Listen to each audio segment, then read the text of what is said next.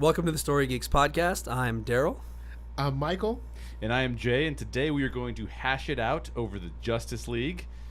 Daryl actually prepared a whole list of questions for us to explore, and then he is now getting laryngitis.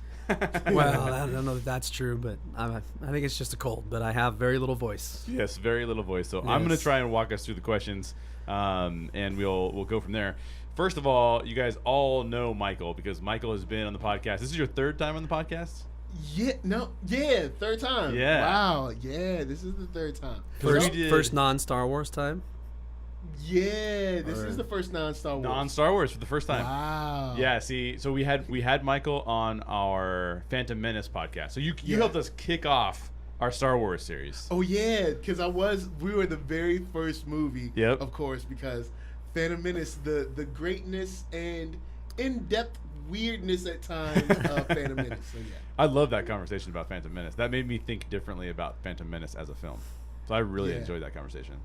And Lisa was on it too. Your wife Lisa was on it with us, which was awesome. That was fun. That was super fun. I feel like we had a fourth person with us. Was it just the three of us? No, it was someone on the phone as well, and I cannot remember. And it wasn't who Daryl. It was. Was it Nathan? Daryl? It was Nathan. Yes, Nathan. Yes. That was before Nathan. He's like, I don't want to do podcasts anymore.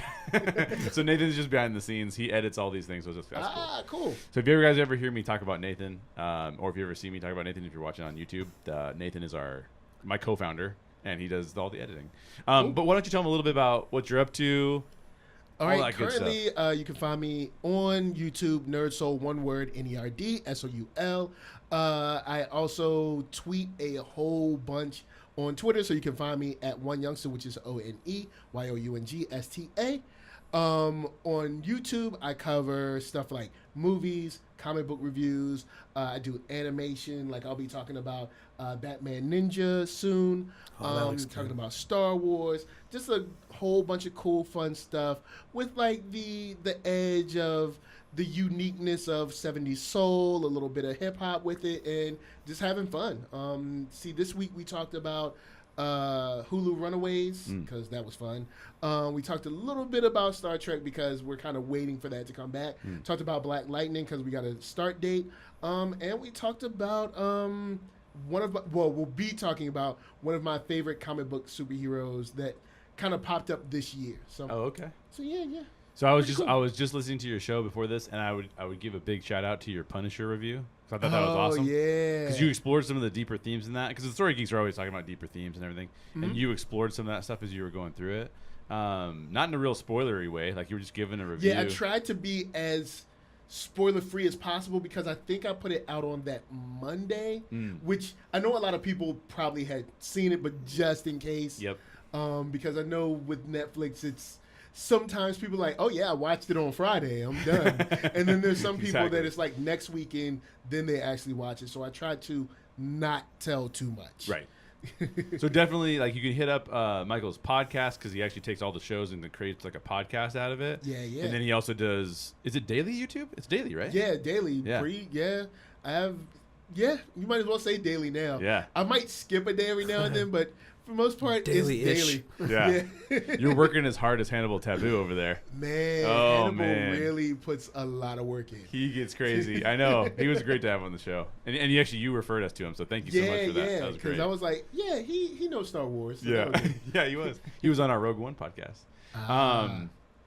So I want to give a couple shout outs before we just jump into the topic today. First of all, if you're watching on YouTube, I am wearing a couple of things that I want to draw your attention to. So I am actually wearing a set of Urban Vinyl headphones. Urban Vinyl, we've had Seth Fontaine on the show. He was on at least one of our Star Wars series, but he's also on the podcast with me for Avatar. And they are the producers of these headphones, and these headphones are ridiculously cool. And now they're putting custom logos on them. So if you listen on the podcast, I always talked about how I wear Urban Vinyls when I do the show. And then you saw me on YouTube and you're like, dude, you're not wearing Urban Vinyls. What's the deal? Well, they were taking the pair that I had, this pair, and they were putting our logo on them. So you can see, if you're on YouTube, you can check it out. I've got logos on my headphones, which is super cool.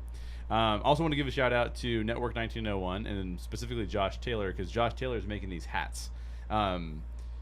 Urban Vinyl's a sponsor, by the way, of the show. So if you buy Urban Vinyl headphones, they'll give us a cut.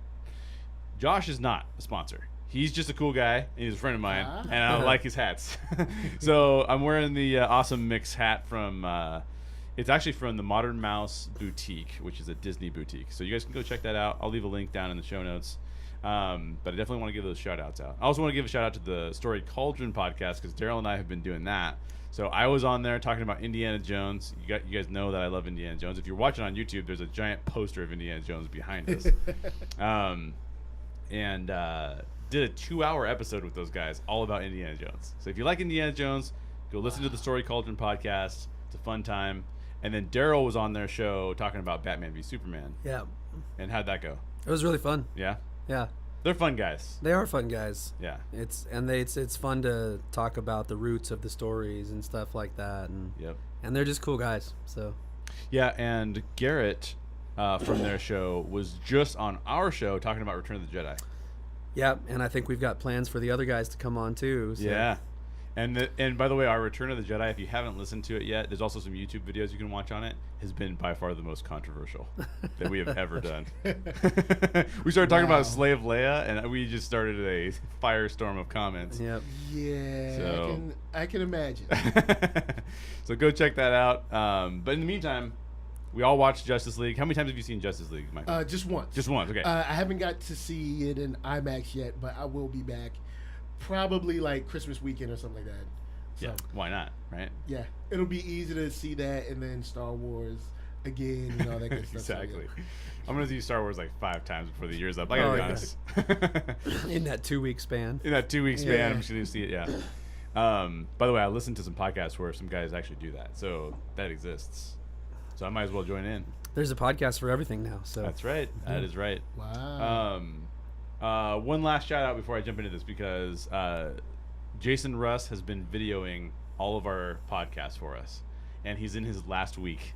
So he's about to graduate college. He's been an awesome intern, so shout out to Jason. He's in the room. Woo-hoo. You can't see him, and he hasn't seen the movie, so we're probably going to spoil it for him. sorry. Yeah, but what are you going to do? It's better this way. It's better this way. Yeah, exactly. You'll enjoy it more as you're watching it. Yes. You're like, oh, I remember Michael said. Yeah, exactly. We'll rip off the Band-Aid now. Superman's not dead. Yeah, just it's in the previews. Yeah. Watch anybody talk about that. You'll see. All right, so we're gonna jump into these questions now. If I stumble over any of these questions, it's because Daryl prepped all these questions, but we're trying to save his voice. So we're just gonna go through each one of them. The first question on here is, and I'll go start with you, Michael. Start with you. All right. Is which character has the best arc in the Justice League? I think I might have to give it to Cyborg.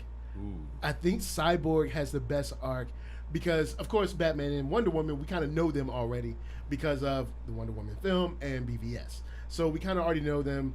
The Flash is brought in quickly, and we do get to see about his dad, a little bit about his mom, but not so much.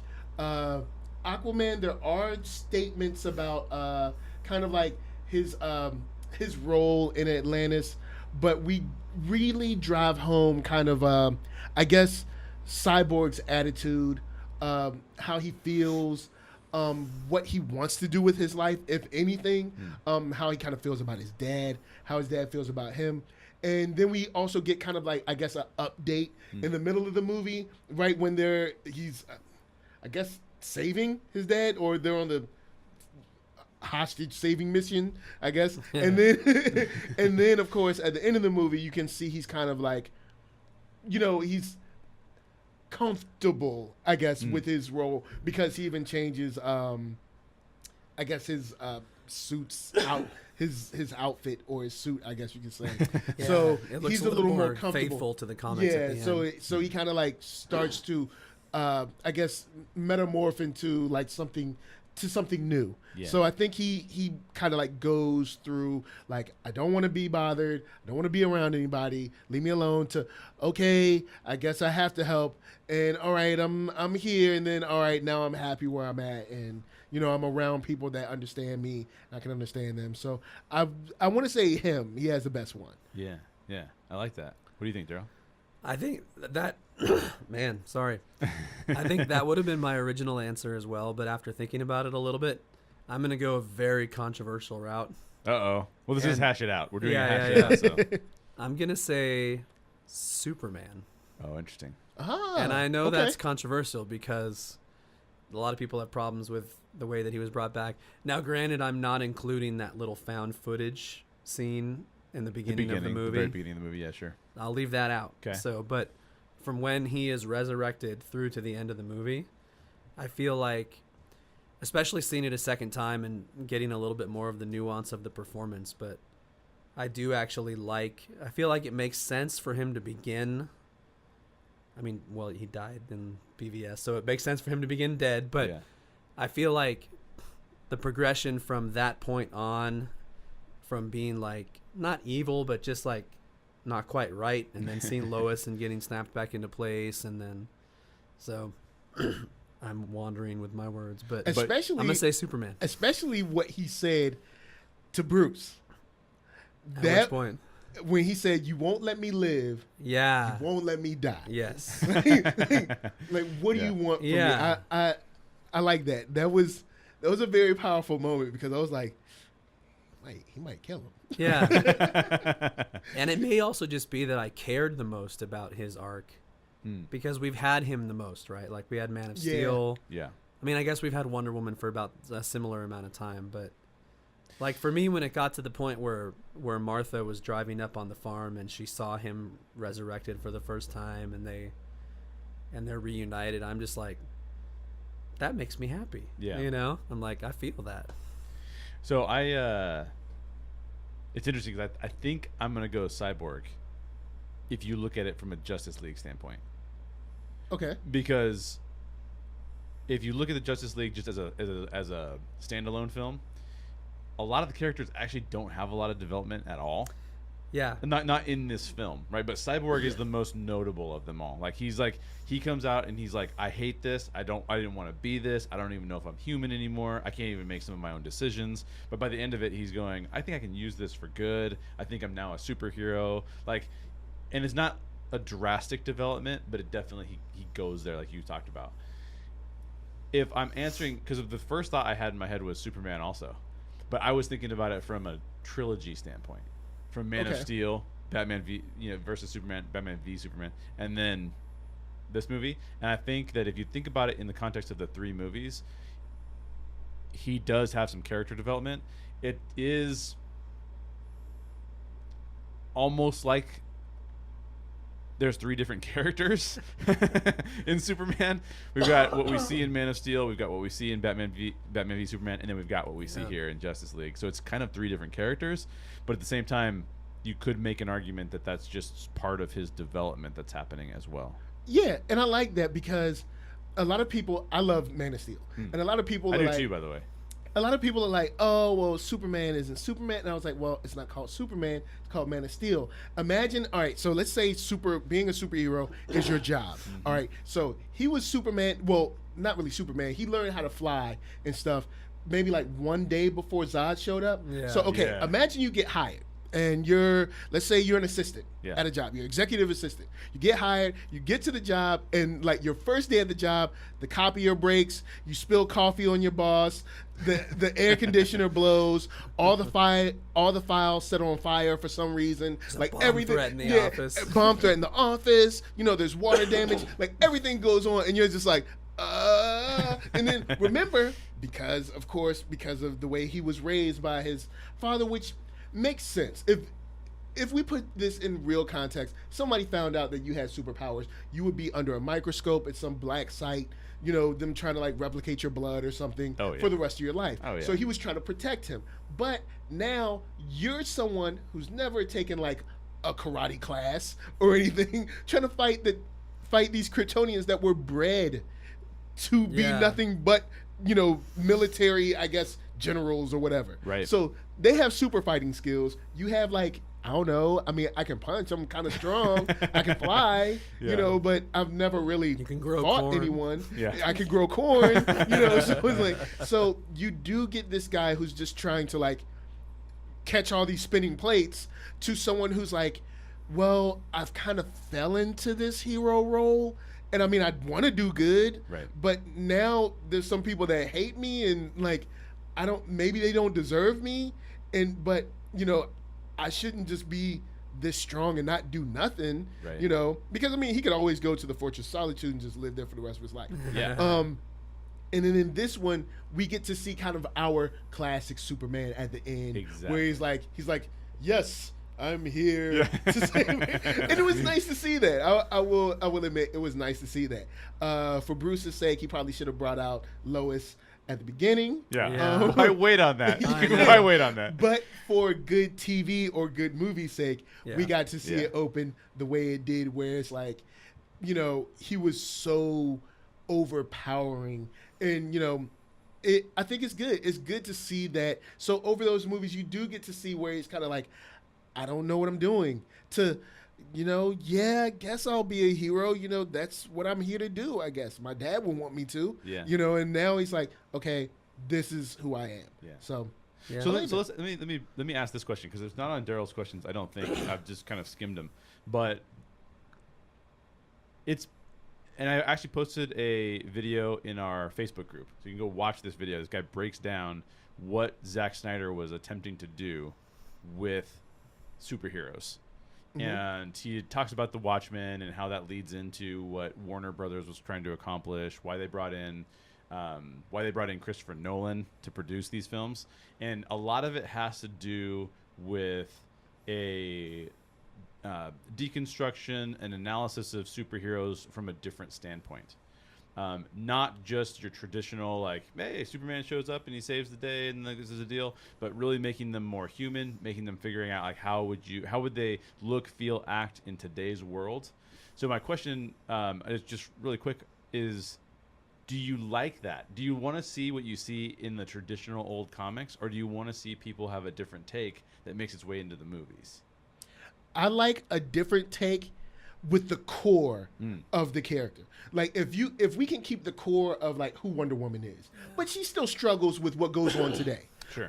Or the core of who Superman is, but he still struggles with, is saving Lois worth leveraging that against society? Right. Is saving my mom more important than saving, I don't know, Baltimore. I don't know why they're in the city, but whatever, or Metropolis or something like that.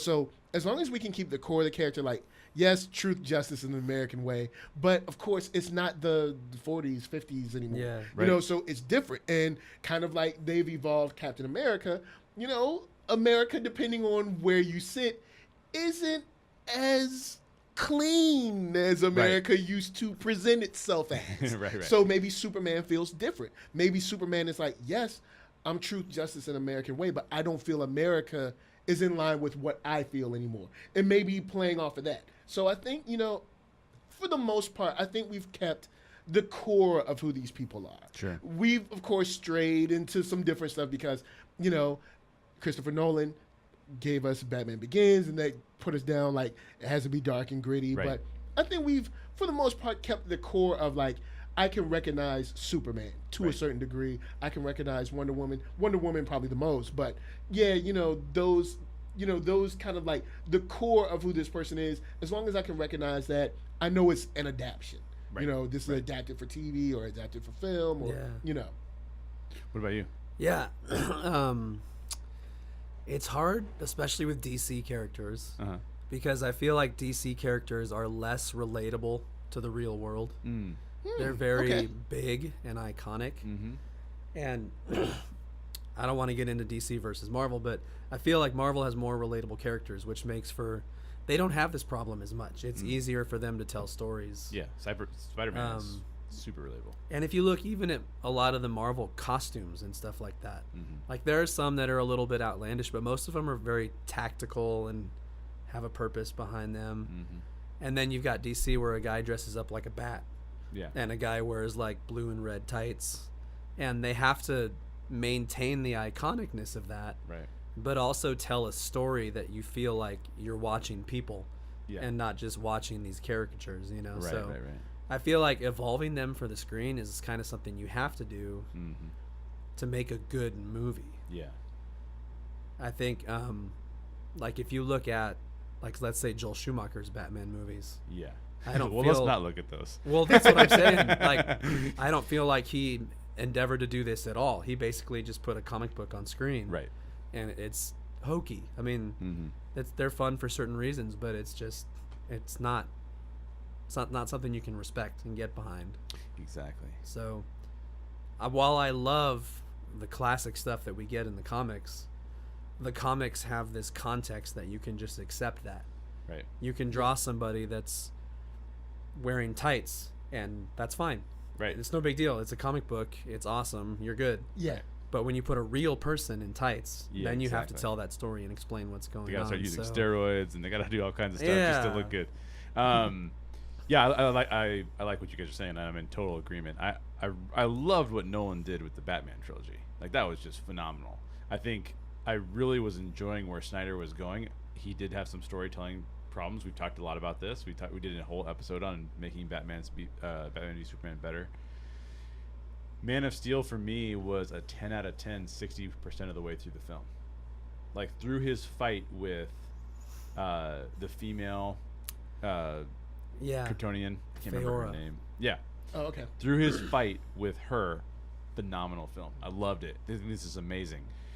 It was not Superman's decision at the end of that film that ruined it for me. That's a fine decision for me. He's learning different things. He's learning how to operate differently. Killing Zod. Yeah, killing Zod. The only thing I didn't like about that film was the end fight lasting 25 minutes doing what that did, right? So I'm with you guys. I think that the take that says we don't have to see the exact same character for the comics as long as we are retaining some of their identity so that they're recognizable. Yeah. I'm with that. Let's do that, right? Okay. And just, you talked about the end of the fight at the end of it. I feel like that exhibits something in, this is a little behind the scenes. This isn't the movie itself, but something in Warner Brothers Yeah. that is now rearing its head again, which is a tendency towards being reactionary. Yes. Because the reason that scene was so violent and there was so much punching and so much destruction was because if you go back to Superman Returns, you have a Superman, it's kind of like a slightly dark romantic comedy. Like you have a Superman who never throws a punch. Right. I love that movie for different reasons, but they reacted to that in a big way. That was a big criticism. He never threw a punch, and then there was just no action. Yeah. And then they go way over the top for Man of Steel. And you see it now, too, with Batman v Superman. Oh, it's too dark. It's too gritty. And so, then you get Justice League. Yeah, it seems to me like that Warner Brothers is... it's so weird to me whenever DC releases a film, because the immediate question is whether or not the DCEU is dead. Like, it doesn't matter what film it is. Like, it's like... And I think that the problem with that is that means that there's an expectation. And I think the expectation is that they'll be Marvel.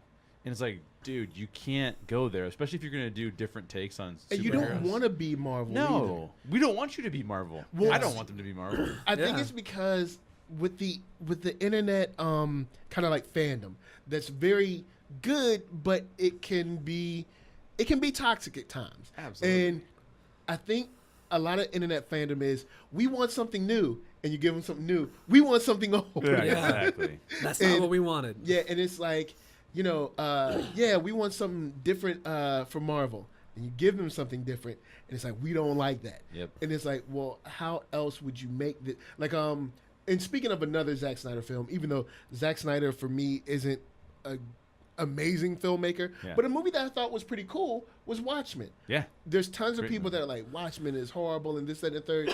And it's like, from reading, I haven't read the whole graphic novel. I've read some. But I'm like, from reading what I've read, how else would you shoot this? Yeah. Exactly. How else would you shoot this? Like, he took, I don't know, like 70-80% of the actual comic book. Yeah. I mean, and maybe that's the problem. Like, comics is convoluted. Right. Comics are weird. They're a different world. Yeah. And maybe putting them on the screen is the problem. Yeah. But, when you have something, where you're being different, like BVS, because I think BVS's problem is that it came too early. BVS would have been great if it happened 3 movies after Justice League. Yeah. that would have been great because now we have these contexts of these. Because I've always loved the comic book that I probably collected the longest was probably Superman Batman. Which really is good. them together. Yep. And it's like, if we would have showed these guys meeting each other and be like, hey, you understand me. Oh, cool. Well, we're a little different, and I can't ride with you on everything, Right. but we can really help each other out. Yeah. We can build this thing. Oh, great. And then they're friends, and then they have these fundamental differences that they didn't agree with start to become sharper edges and sharper, and now they're grinding against each other, and then Batman v Superman. Yeah. Which is how you end up with The Dark Knight Returns, Yeah.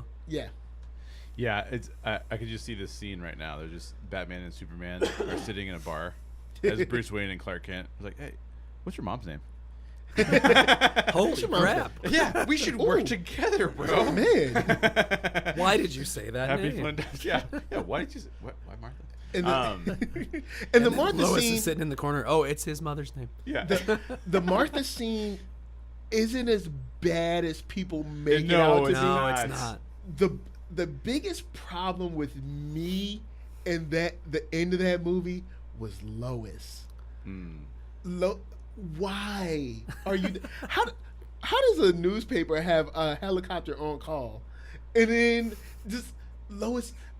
Bruce should have been the one to go back and get the spear because it makes sense. Bruce is like, "Whoa, this is way above my pay grade, but I can get that spear." Yeah. Bruce goes, gets the spear, comes back, ta-da! And I'm like, "Why is she there? What? No." Yep. But for the most part, the Martha doesn't super kill it for Yeah. me Yeah. because it helps humanize, him for Bruce. Yeah, But, it's not about the name. yeah, it's not really about the name. It just helps him humanize that character. But Absolutely. I think we've probably talked about this scene on like a good 30 to 40% of the podcast I we've think so done too. on yeah. any topic. I know. Yeah.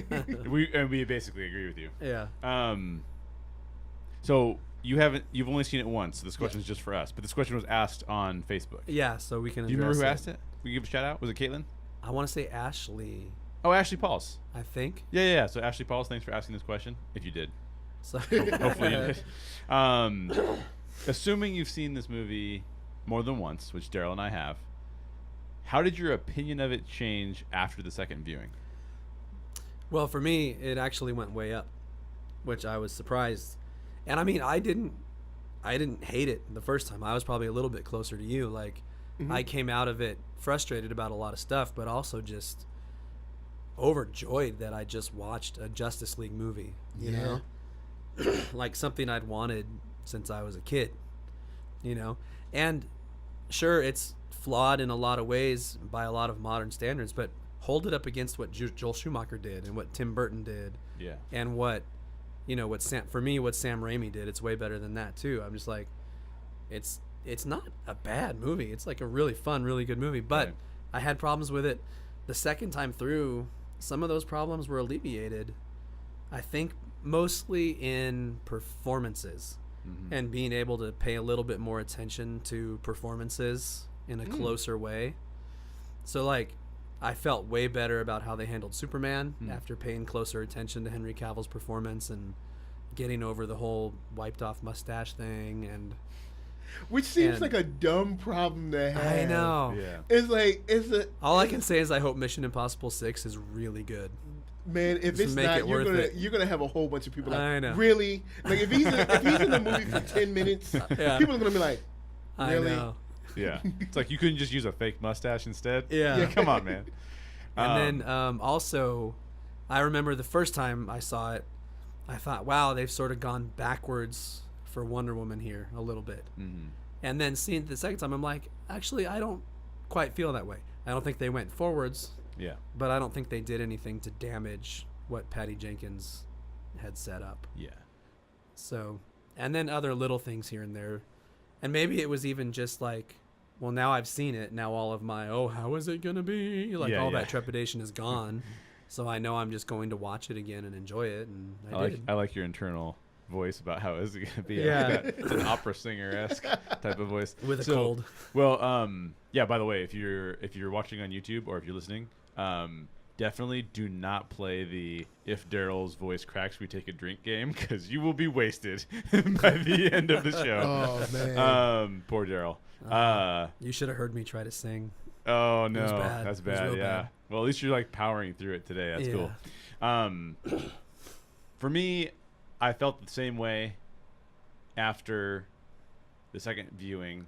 I'm so of the three of us, I'm the most. You're the hater. Meh about it, right? I'm not a hater, but No, it's you're just not. it's just like it's just for me. I'm a big stickler on how you tell a story. Yeah. And I know that the next question even gets into this some more, but the fact that this movie had so many storytelling issues from an execution perspective, not from an effectiveness perspective, because I don't even know like what they considered was going to be effective, but from the efficiency of pulling off what they were trying to do, they just had massive issues. I will say that I did have the same experience that Daryl had in regards to I thought Henry Cavill came off really well after watching it a second time. The first time I watched it, I was kind of like, I think he was just there to beat people up, you know, Yeah. like, and there are some moments that are, I think, poorly used Superman moments. Like we've talked about and I also stand for justice, right? Like There's some bad lines. bad lines here and there. And that's not Cavill's fault, right? Like Cavill's just doing what he's told.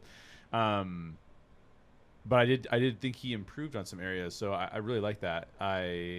But overall, I felt the same. It was like, oh yeah, I can see this is what I felt like. I can see where they're going with it. It's just that it was so chopped up between the two directors that they couldn't get to either place. Because I think that Joss. Well, okay, so I'll just ask the next question, because otherwise I'm going to jump into the whole thing. Well, just to clarify the Superman thing one more time, I think what it was for me too was the first time I watched Justice League, I felt like, okay, same actor, Yeah. same on paper, same character. Yeah. But if I look at it against BVS or Man of Steel, not the same character. Exactly. Like, didn't feel that way at all. The second time I saw it, Yeah. I'm like, okay, no, I do. Exactly. He's changed, but I do feel like I see the remnants of it. You Yep. know, Yep. I feel more familiar with him again. That makes sense. So. This next question is, can you differentiate the Snyder scenes from the Whedon scenes, and which approach did you think was more effective? What do you think, Michael?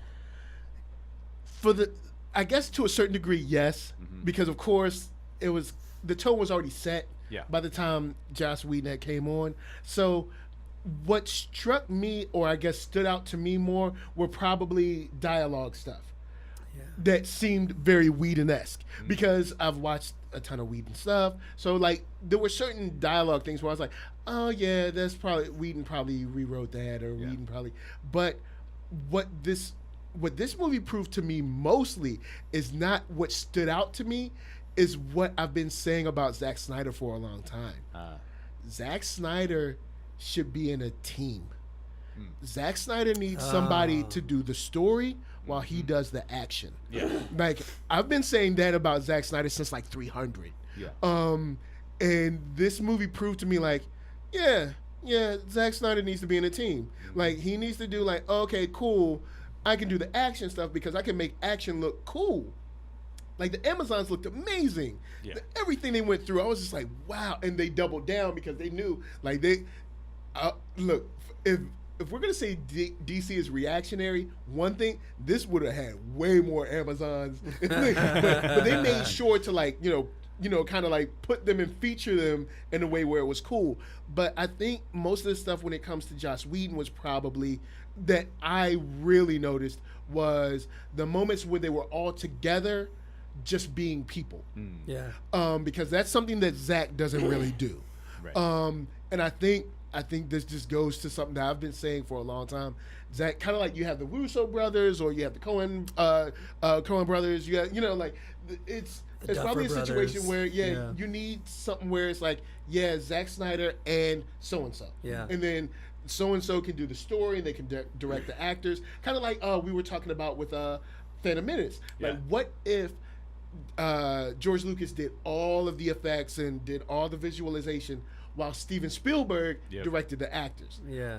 What would we have come up with? And you know, It I could have feel been like to some degree, there's some of that in Wonder Woman. We got that in some way in Wonder Woman I because Zack totally Snyder agree with did that. have a lot to do with some of those action sequences. Maybe not directing them, but helping. kind of like dream them up. previs or whatever. Yeah. Yeah. So I think that's kind of, and I mean, that might be like a step back or you know, a pay cut. But I think if you look at legacy of your films, if you can step back and be like, okay, me and someone else, you know, it comes out good because Wonder Woman was great. That's another movie that I love. Yeah. So, and I mean, overall, you know, there's all this talk about DC. If you look, all right, they have 5 movies. They got Man of Steel, they got BVS, they got Suicide Squad, Wonder Woman, Justice League. Out of those, I like 3 and slight possible with Suicide Squad. Right. So if you like 3 out of 5 movies, is the franchise really in as much trouble as people say, or is it like a headline thing? Right. But yeah, I think when the team is together and they're just being people, I think that's the Whedon stuff, and that stood out to me as like the stuff that shined, where you know you had Aquaman with the lasso around him, stuff like that, Oh, and yeah. when Batman had the bruises and Yeah. Wonder Woman came, like those kind of like we're heroes, but we're heroes relating to each other stuff. It felt like Buffy hanging out with the Scooby Gang talking. Yeah. What did you think, Daryl? Can you tell the difference? For the most part, although I was surprised to find out later Mm-hmm. that the opening scene with Batman catching the parademon and using that criminal as bait and stuff like that, Whedon actually directed that. That's what I heard too. And that surprised me Oh. because that felt like a Snyder scene to me. Okay. But for the most part, I mean, I'm right in there with Michael. I think all the dialogue scenes definitely feel like Yeah. Whedon. I heard a lot of the dialogue was rewritten. Yeah, and he was hired to do that when Zack Snyder was still on board Yes. before his tragedy happened. So Mhm. that made sense. Like, Yeah. the one bit that I don't know who did this one, maybe Whedon, but the one bit that I would love to know is when Diana is talking with Cyborg on the computer, Okay. and he says, "Why should I trust you?" yeah. And then she says, "Because if I wanted to attack you, I would have done it by the lake." I was just Yeah. like, "Oh, Yeah, that's that so was cool." that was I'm very like, cool. Yeah. Who came up with that? You know, Michael, you made me think of something and maybe kind of define in my head why I generally respond so well to Zack Snyder films and respond very poorly to Joss Whedon films. And it's because I think Joss Whedon sets out to make films and shows that are super approachable, and you just leave the theater going like, I feel good. Right, like I just watched an episode of You Firefly, don't like to feel good. and I feel good. Well, I hate feeling good. yeah. Who wants to feel good? Stupid happiness. Yeah. But when I leave a Zack Snyder film, I always am thinking, wow, what was all that? There's something that is being said there that I need to poke at some more. I need to like sit with that, because he was saying something about the world and about how human beings consider the world that I'm not quite sure I understand yet. And now I might need to watch it over again. And I think the difference between those two approaches to filmmaking for me is so different. So there's just a stark contrast to one another. What I wish had happened was that I wish Warner Brothers had brought both of them in and said, Zach, here's where you're awesome. Joss, here's where you're awesome. Make a film that combines both of those things. What I feel like we got from a process standpoint, and from what I understand, because I've listened to a bunch of podcasts on this, because again, I'm trying to figure out like what is going on, like what's going on here, like especially as somebody who has produced films and stuff like that. I'm thinking to myself like, what can I learn from this, you know? And it's just too disjointed. There's two visions for what this film is. They're coming from two separate people, and they're mishmashing it together. And I think that that's almost impossible to tell a story the way that I like stories to be told. Okay. Yeah, and it's. I almost wish they would have gone with somebody else instead of Joss Whedon, Yeah. because Patty Jenkins. Dude. It's well, Bring in yeah. Patty Jenkins. It's That'd been be pretty. awesome. Oh, but Patty Jenkins, that renegotiation. Oh yeah. Oh, yeah. Oh, you know, she came in there. Yeah. It was probably the song was playing, money, money, money, money. Yeah. He's like, oh yeah, because I got a hit on my hand. Yeah. But with Joss, I think they've been pretty open about the fact that they went with him because he'd made the Avengers, and he was successful at that type of movie once before. Bad reason to pick somebody, I think. A money-driven reason to pick somebody. and again, a reactionary reason. Absolutely. And I think, although you can tell that the dialogue scenes are probably Joss's work, if you put it up against his previous work, it's not that great. I mean, there's some good dialogue, but there's way better dialogue in the Avengers and in Serenity and in even the Buffy TV show and stuff like that. The one question I would ask you, as liking Zack Snyder so much more than Joss Whedon, have you seen Serenity? Actually, that's my favorite Joss Whedon. Because I would argue that as of yet is the only true Joss Whedon movie. Oh, really?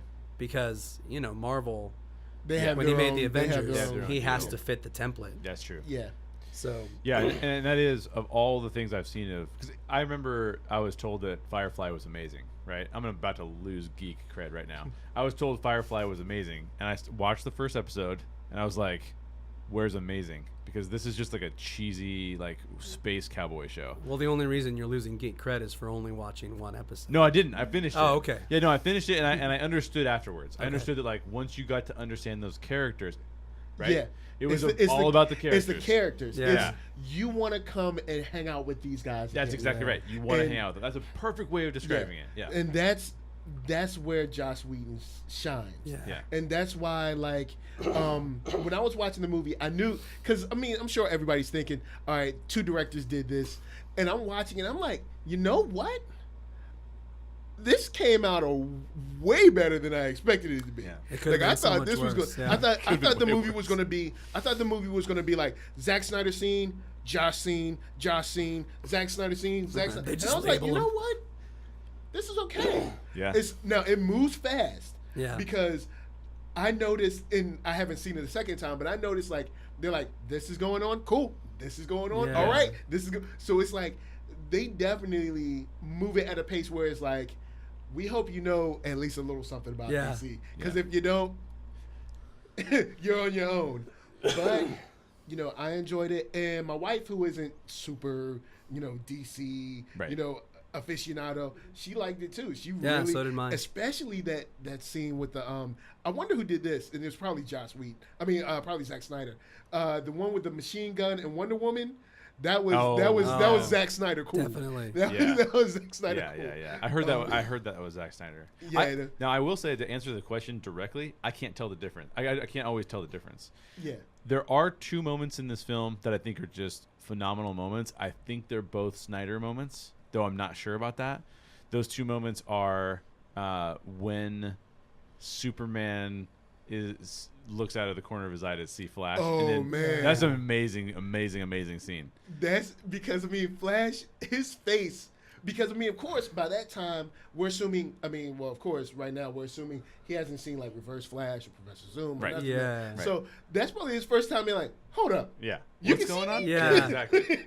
So that's an amazing scene. There's also the scene where it's really one of the only scenes where we get to see Batman kicking ass, because most of the time he's like kind of like, I'm not super, like, somebody protect me. But the scene where he comes in swinging to attack the parademons, Yeah. Okay. and near the end, that seems like a directly Zack Snyder shot. So I don't know if it was Joss that was inspired by Zack to create a Zack Snyder shot, but that whole sequence is phenomenally filmed. And the good thing about Josh, and of course, he did Avengers and stuff, and I can see business-wise where Warner Brothers was like, we need this guy because he's done it twice before. And after watching Avengers, the second Avengers, Age of Ultron again, I really don't know where all the hate came from. Yeah. I was like, when I watched it again, I was like, It's a good movie. it's not the first one, but the first one is the first one because of the emotion. Yeah. Like the second one, I was like, it's pretty solid. I'm not like mad at this. I'm not. So I see why they brought him in, but also Joss Whedon is able to kind of like from a designer standpoint, able to go into someone's style guide and still work. Yes. Like there's some artists that they have to like, I can only do it when I feel the inspiration and I can only paint then. There's some people that can be like, okay, what's your style guide? Look at it for an hour or two and be like, cool, all right, I got it. I can work here. Yeah. And Joss Whedon is that guy. And I think that's one of the reasons because, like Quentin Tarantino wouldn't have been able to do that because, I mean, he can't play in anyone else's sandbox. Yeah. Right. So there's only a couple of directors that can.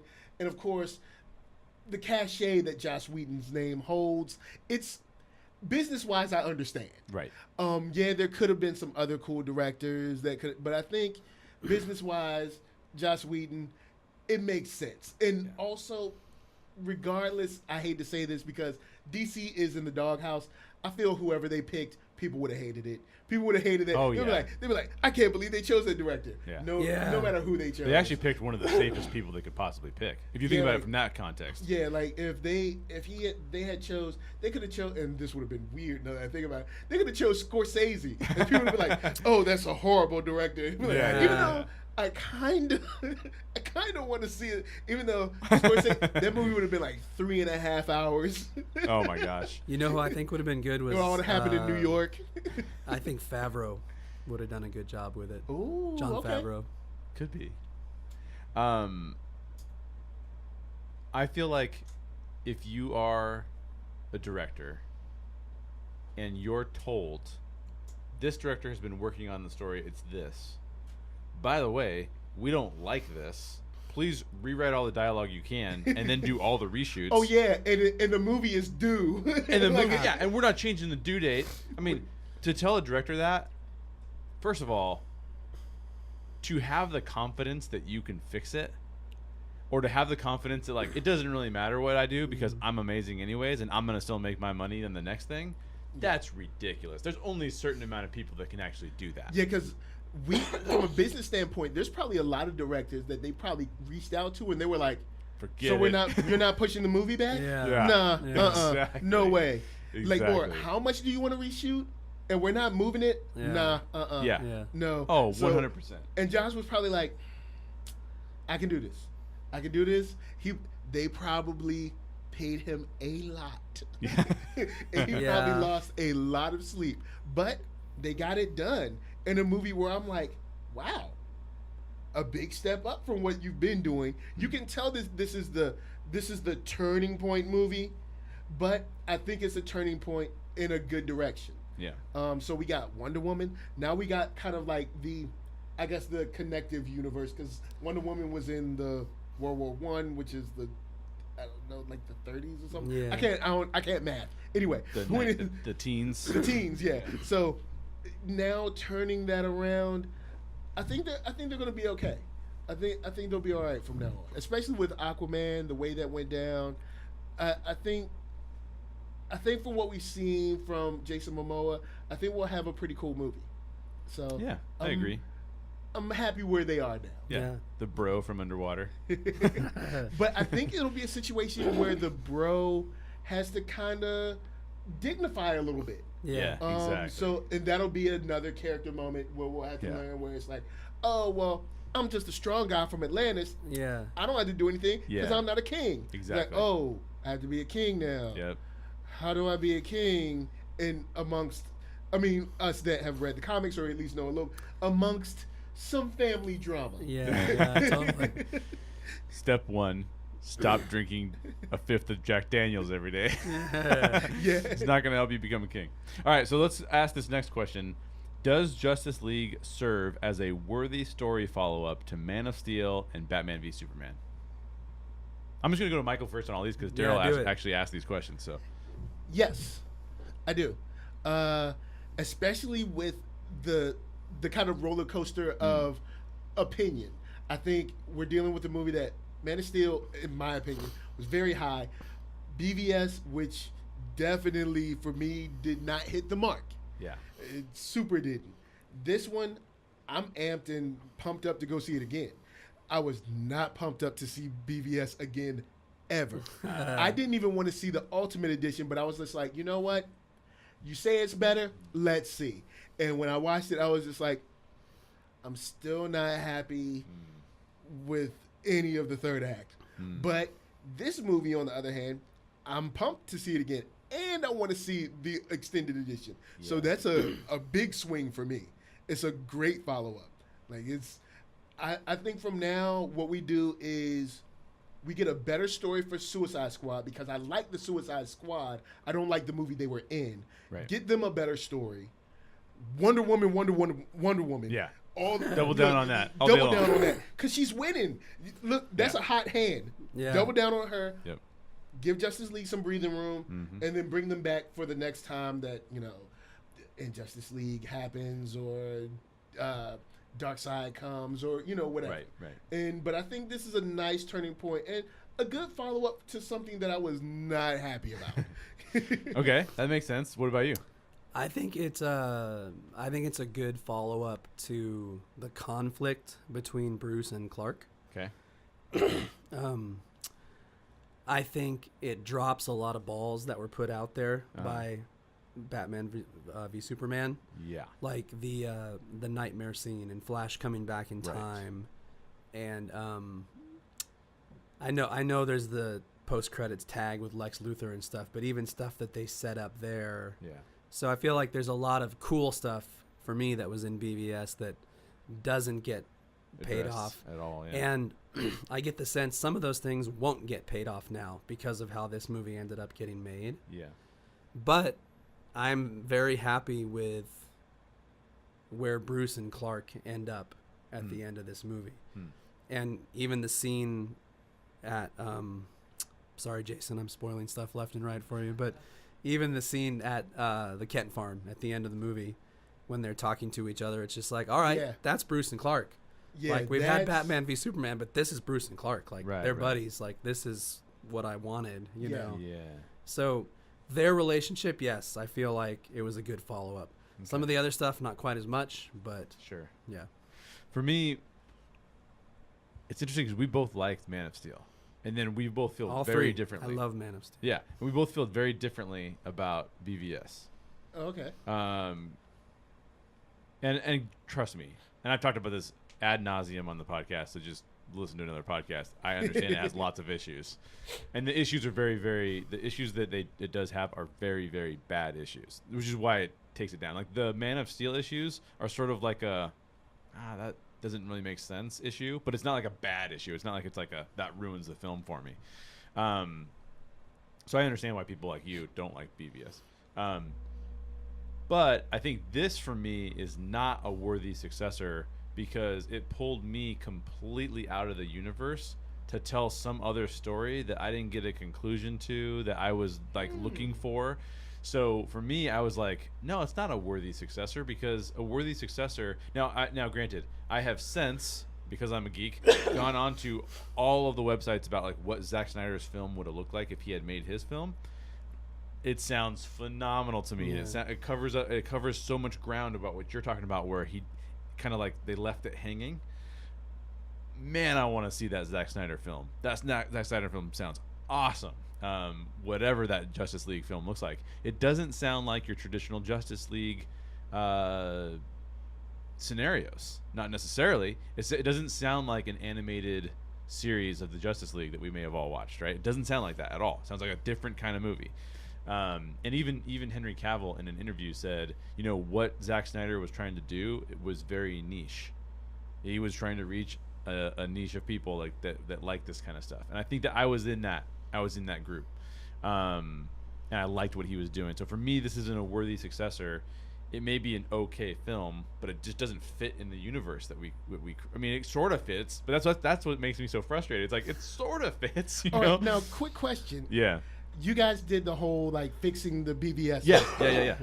How on a broad scale, how would you have fixed BVS? Because I know how I would. I think I've talked to you about it. I'm not sure. Yeah, maybe. But the way I would have fixed it, because I rode home in silence. Lisa was with me, and I was like, it's Batman v Superman. I should I was like, you know what? We got home. I said, at least I'm gonna fix this for you right now. And I went through this movie, but the movie that I kind of portrayed to her dealt with an older Lex Luthor that Superman needed another father figure for. So that Lex knowing, manipulating Superman, Batman trying to figure out what side Superman was or was not, and then them both finding out together, oh snap, it's Lex. Yeah. But, of course, good writing and stuff inside there. Like, good, those are the beats.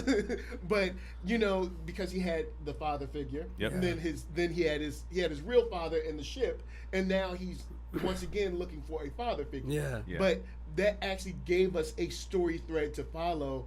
And so how would you have, or were you like completely fine with everything? No. Well, so I'm not completely fine with it. That's what's interesting about it. I love some of the elements of it, but I'm not completely fine with it, which is why we did a whole Make It Better podcast. Yeah. And all of the things that you just said, we wrapped them a little bit different of packaging, but they were all very similar. So we both said make the character of Alexander Luthor, who we both agree should not be Lex Luthor, and we should just make that distinction. Like it's his son, right? Yeah. Make him stronger and more intimidating. Make the conflict between Batman and Superman clearer, like why it's happening, like what you just said. Why is this happening? Like, and the whole reason it's happening is because someone has been deceived, or they're both being deceived. Yeah. And then I think what you said earlier is one of the biggest things is, what in the world is that third act? That third act has no place in this film at all, right? So except for one part. The part when Wonder Woman gets hit and that little smirk that she does, you can tell she loves the fight. Yeah. You can tell she's a true war. You can tell she's probably like, you know what? I haven't been able to let loose in a long time because I'm so powerful. I can't hit a regular guy with all my strength. His face would explode. So I finally am back in the poop. Yeah. No, I think that all makes sense. Like, so I think what we probably agree on is what the storytelling aspects of the film that failed were. What I think a lot of people who liked that film appreciate was that he was exploring some pretty deep themes that like an Avengers film doesn't even go near, doesn't even touch. It just kind of avoids it like the plague. In fact, we were having a discussion with Tim Posada. He called everybody involved in Marvel cowards. I thought that was funny, but his point was that they're playing it safe. This is not playing it safe. Batman v Superman is not playing it safe. You were going after it, and I liked a lot of those things, and felt like when they hit, they were extraordinary. The problem is they had the storytelling aspects that we just are talking about, which we totally agree on. And I think the point is, if you're just sitting there going like, hey, the story just didn't work together, and I don't really like some of the takes that he was going for, then it's just a worthless movie. If you're like me and you're like, the storytelling isn't there, but I like some of the takes he was going with, then it's a good film in its own way. But you have to kind of self-deconstruct and reconstruct what you wanted it to be. And it's... I definitely see what people say about like, oh, Marvel goes a safe route, and they do. They definitely do. Right. Just like with the 9th Star Wars movie going back to JJ, which I called when they were like when they. Oh, did you call it? I was like, it's going to be JJ. People were like, nah, I was like, it's going to be JJ. Yeah. Because it's safe, and I know people are like, oh, it's a safe but it's like when you lay down $300 million. You're not trying to gamble. Well, that's the thing. Let's gamble on a $30 million film. Yes. Let's gamble on a Blumhouse film. Let's not gamble on $250 million. Yeah. Let's give the people what they like. We've done tests and studies, and we've been looking on Twitter. Let's not get too deep. Yeah. Okay. And just from a business standpoint, just to follow up on that $300 million comment. Oh my gosh, like. So this is the problem, right? If you spend Avengers money, which I don't even think Avengers cost that much, but if you spend Avengers money, then yes, I understand why you have Avengers as a final output intention. But then if you're going to spend Avengers money, do not spend Avengers money on this kind of filmmaking. It doesn't make any sense. Well, see, the weird thing is these movies that we're seeing now were in motion already. Yeah. So we're technically, because a movie takes 2, Yeah. sometimes 3 years to make. So technically, we're seeing the residuals from an old guard. Yep. The only new movies we've seen is Wonder Woman. That's it. Yep. Now with Aquaman, we'll see the new movies. Yeah. But Justice League is still a holdover, unfortunately, from the kind of like, oh well, we know what we're doing. We're gonna put this all in Zack's hands, and this is no diss to Zack Snyder. I mean, I've never made a movie. He's made 7, I think. I don't know, least, yeah, but somewhere around there. he's made a lot. Mhm. All right, so I've never made a movie, but I don't think he's the guy to shepherd this. And also, they don't have a Kevin Feige. Well, sort of now they do in Jeff Johns. Right. But then also that decision for Jeff Johns was made after Justice League was already was reactionary probably too. in pre-production. Yep. Yeah, so we won't really see the Jeff Johns stuff until Aquaman. Yes. And so they thought they knew what they were doing. Yep.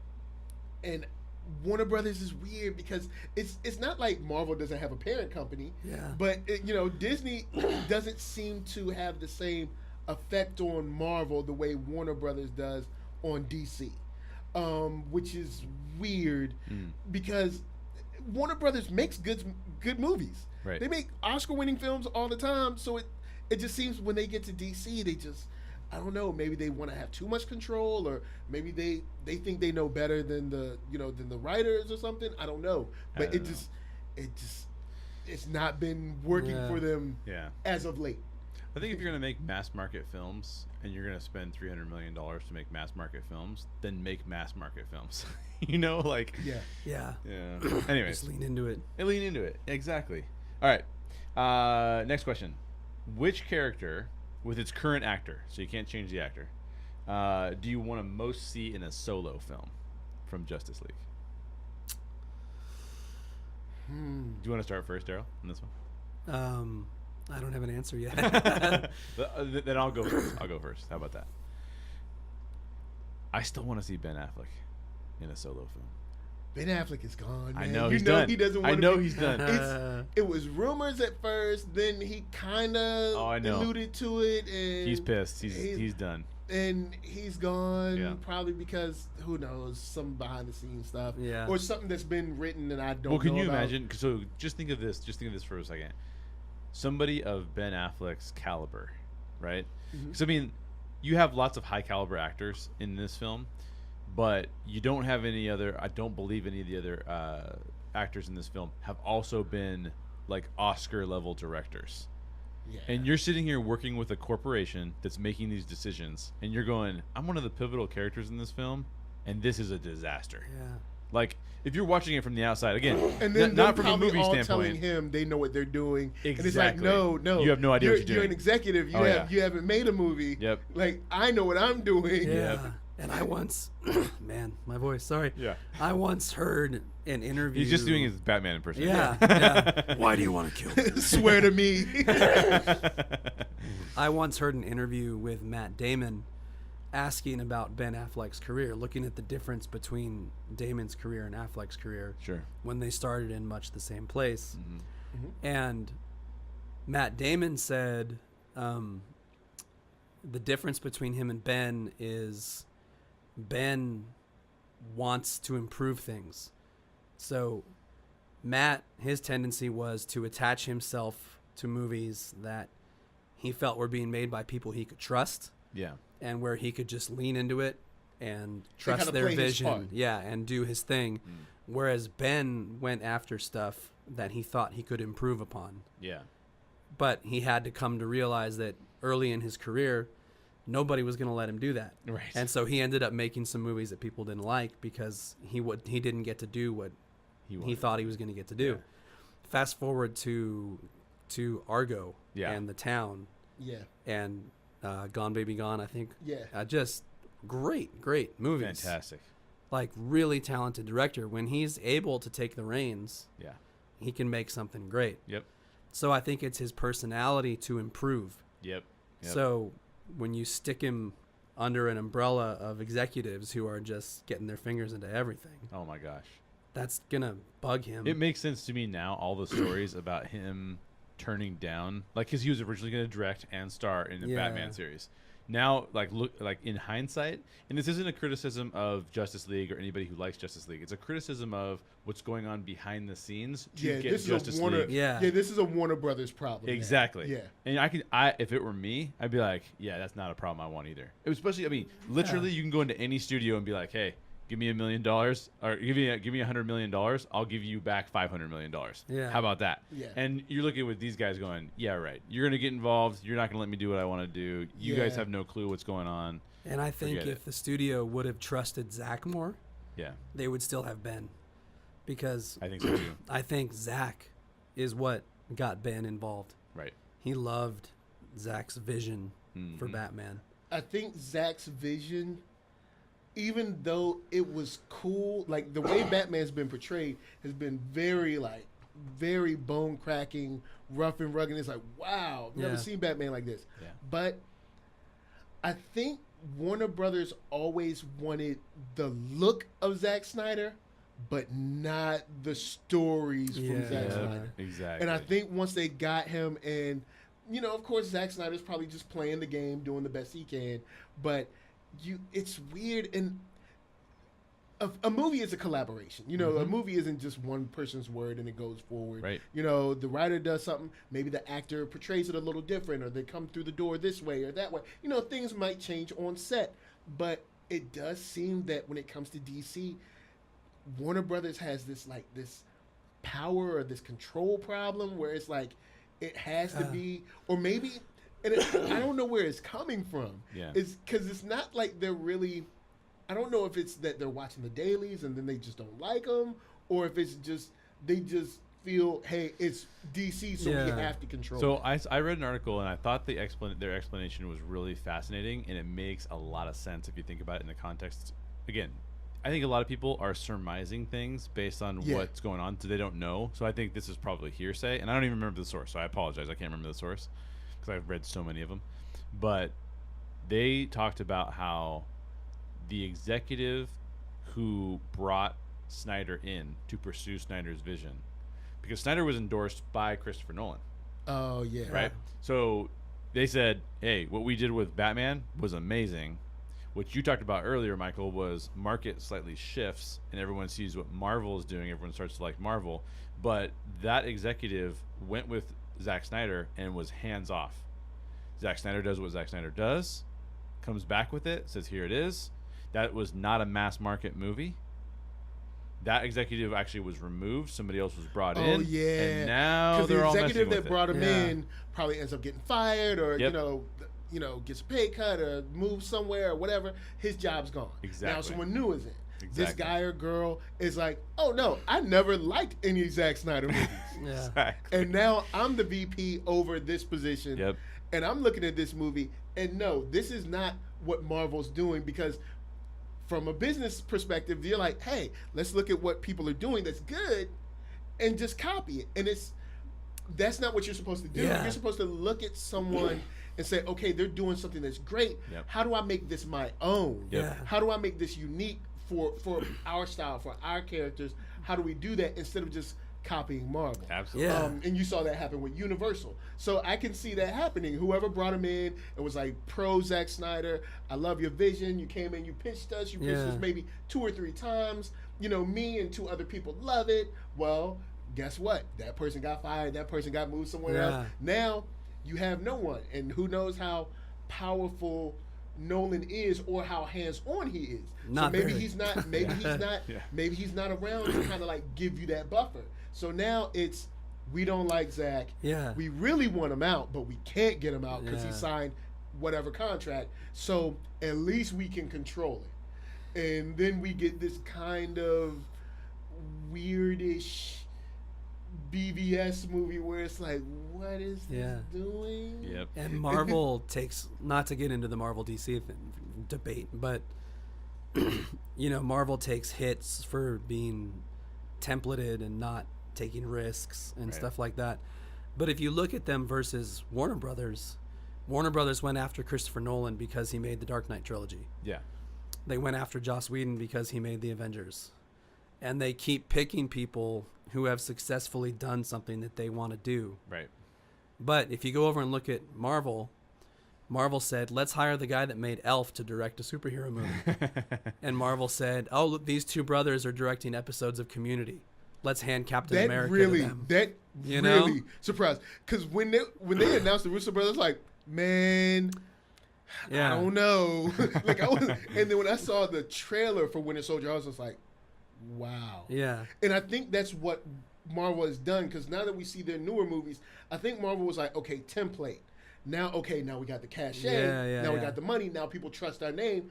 Now we can do Guardians. Now we can do And Thor even Guardians, Ragnarok. they now hire, we can like- do some like weirder Yeah. stuff. Yeah. And even Because with now we have Guardians, the they ratings. like let's go hire the guy that made a creepy horror movie with Nathan Fillion and Yeah. Oh, trust him man. to make the Guardians Slither, into if something you haven't cool. seen you Slither know? and you're listening to this, watch it. I'm not sure if I'll say treat yourself, but Slither is weird and funny, but weird. Yeah. You know, I think so. One comment, and then we'll go back to the question because we're like way off question, which is still good content, so I'm cool with it. Disney has had storytelling chops for decades. Yeah. Yeah. So it doesn't really surprise me. Like, if you have storytelling chops, you can do whatever you want. Like, tell whatever story you want. If you can tell stories well, you will find an audience there. Yeah. I think that's why Marvel just does so well. It's like, yeah, we'll hand it to whoever because they've got the background. Disney can come surround you with people Yeah. and say, here, work with these people. These people know how to tell stories. And right? they have really Yeah. good second unit people. Exactly. Yeah. Like, they can come to the Russo brothers and they'll be like, well, we've never done an action movie. That's Yep. okay. Do what you do well. Yep. We'll handle the action. you Exactly. know? It's I always talk about the Pixar brain trust, about how Pixar develops films. Yeah. Pixar was developing films. Disney Animation was suffering. Disney Animation said, you know what, maybe we should just go have the guys from Pixar come over. And I know John Lasseter is in a bad situation right now for other reasons, but Yeah. let's just separate these two things for a second. Yeah. John Lasseter, amazing at telling stories and getting other people to tell stories. I don't know what he does in his personal life. Yeah, Probably not good we're not things. going to touch Yeah. that right now.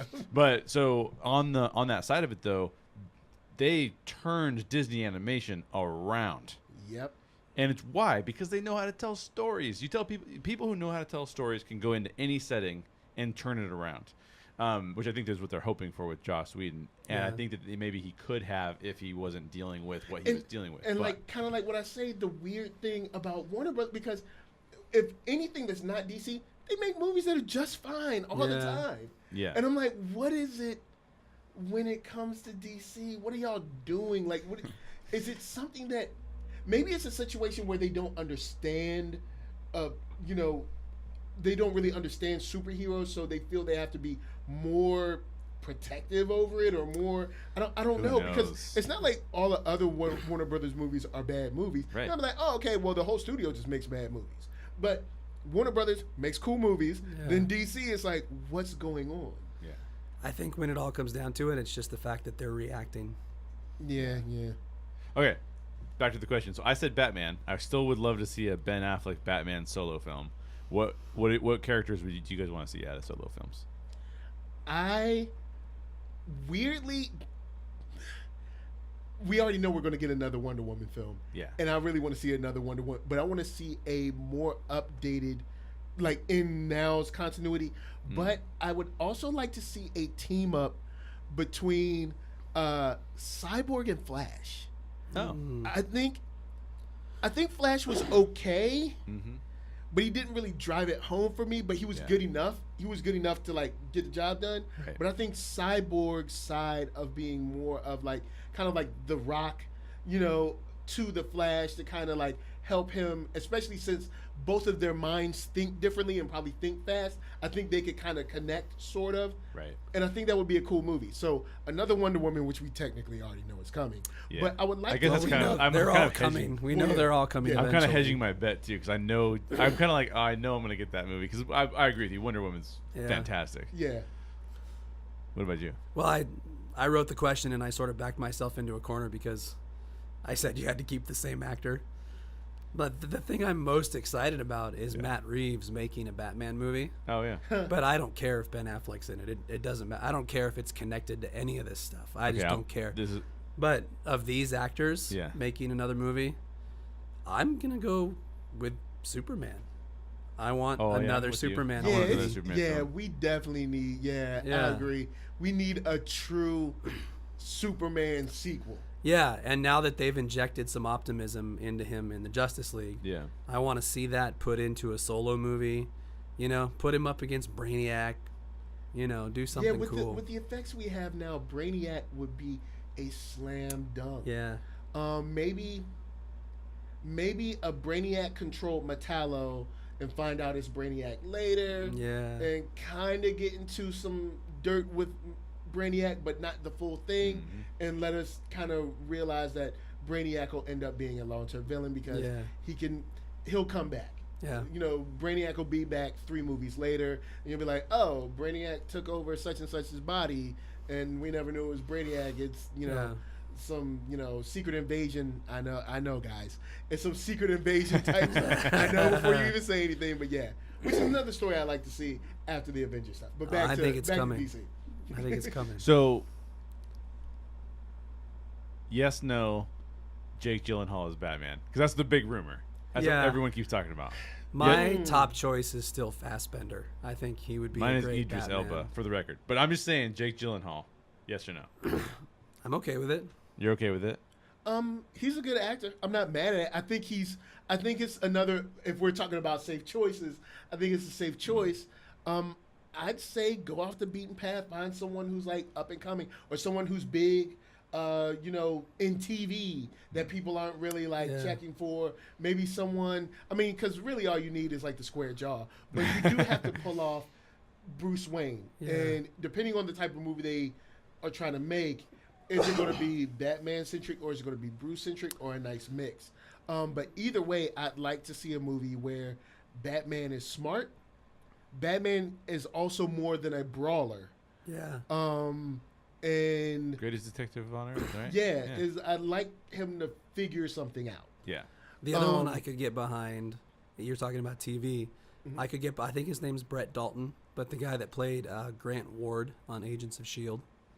Oh, okay. I'd be okay and you with can that. do some younger stuff because they always reference to how long he's been doing it. You can do some younger stuff like just do a story when and I know I'm playing these like they're comic book issues and these are franchises, so they're not going to do it. But like, okay, maybe you could set a story over these 3 movies that you want to do because he is younger. He's probably like 15 years younger than Ben Affleck. I remember seeing Agents of S.H.I.E.L.D. for the first time and thinking that's Dick Grayson. Like he would be a great Dick Grayson. Yeah, so like do 3 movies, maybe have him go through some, maybe not some stuff with, you know what? Maybe keep some mystery around Joker. Maybe do 3 movies and not touch Joker. Maybe do some like, guess Hush would kind of, but do some Hush type stuff, but not touch on Joker and then let Joker be this kind of like mystery in Batman's life that we never really get to. Yeah. And it can just stay in the Batcave with the writing on the Robin suit. Yeah. Yeah. So I am totally against Jake Gyllenhaal Batman, and I hope they do not do that. Just would super frustrate me, man. I still think it's Idris Elba for me, but that would be, man. It would be tough because he's so tall. Because you have to find someone who's, or you could go the route of like someone who's like very smart to play off of and then you wouldn't need someone like Deathstroke or something. Because like Idris is so big that you have to find, it would have to either be Bane or it have to be Deathstroke. Yeah. But if you find someone who's super duper smart, then he wouldn't be able to overpower them, I guess. Yeah, I'm not even thinking about. I'm not thinking about physicality so much as I'm thinking about. He'd be a really good Bruce Wayne. He'd be an excellent Bruce Wayne, and he we've seen him play all of the roles, like because we've seen him play the Luthor role.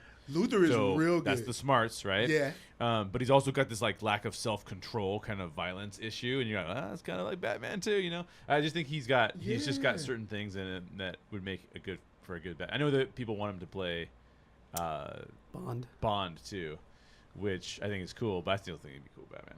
All right, so the next question I'm going to put out there, but we're not going to discuss it because we will go on for 3 or 4 hours if we discuss this. But this is the Story Geek Challenge. So if you're out there listening, if you're on YouTube or if you're listening online, you need to write to us and let us know what you think. This is Daryl's Story Geek Challenge to you. It is pretty clear that Ben Affleck doesn't want to play Batman anymore, like we talked about. So you have to solve this problem. How can they handle recasting Batman in a way that makes sense in the ongoing story? So and specifically recasting Bruce Wayne. Specifically recasting Bruce Wayne. Yeah, so, because we know we could just bring in Dick Grayson, Yeah. or we know we're going to get a Flashpoint movie at some point, which means we could maybe see Jeffrey Dean Morgan playing Batman as Thomas Wayne.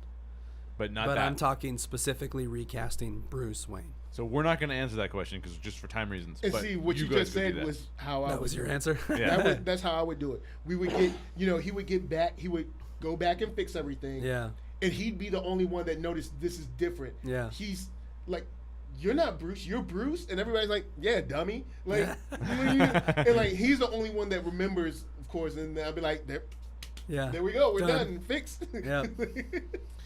This is a question that I keep asking.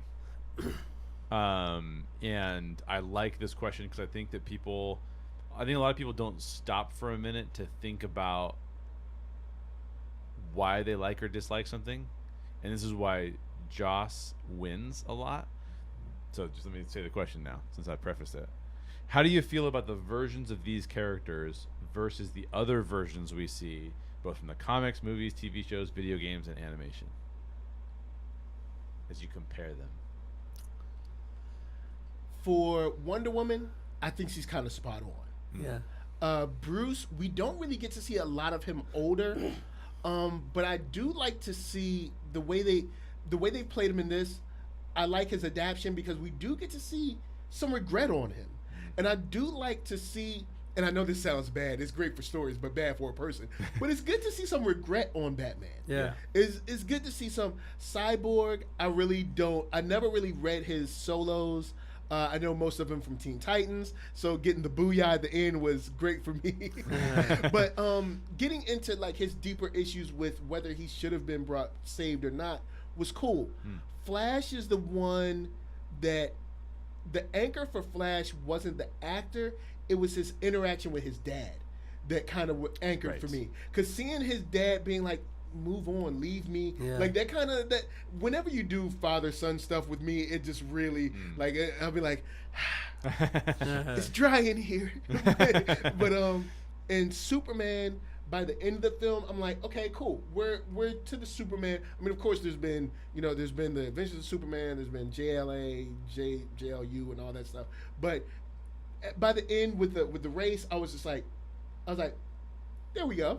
Right. Happy guy. The guy who's glad to be here. Right. The guy, not the guy who's like sad and morose, and I'm just like, is he gonna get any lines in his own movie? But as far as their counterparts, I think they're done well because they kept enough to know who this is. Of course, it's an adaptation, so I know there's going to be some give and take, especially with Warner Brothers. There's definitely going to be some give. but that I think they gave me enough to be like, yeah, that's Superman. I recognize him.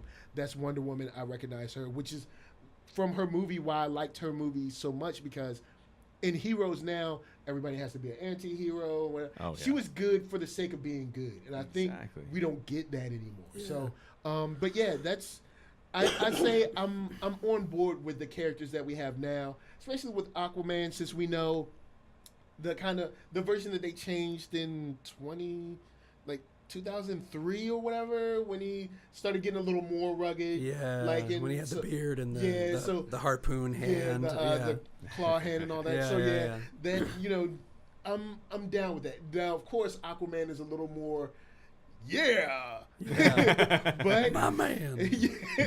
But I didn't mind. It's definitely a departure. Yeah.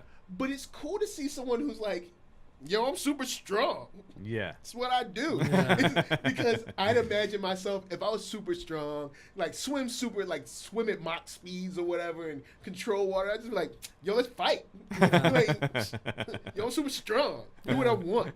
Control the seas. Like, it would just be fun. So it is good to see a hero that it's fun for him. Now, of course, his transition to king might not be fun, as we all know. But it was cool to see someone who was like kind of like by the seat of his pants, very, you know, just reactionary and just glad to be here kind of thing. So I think the biggest departure would be Aquaman, but I'm not mad at it. Okay.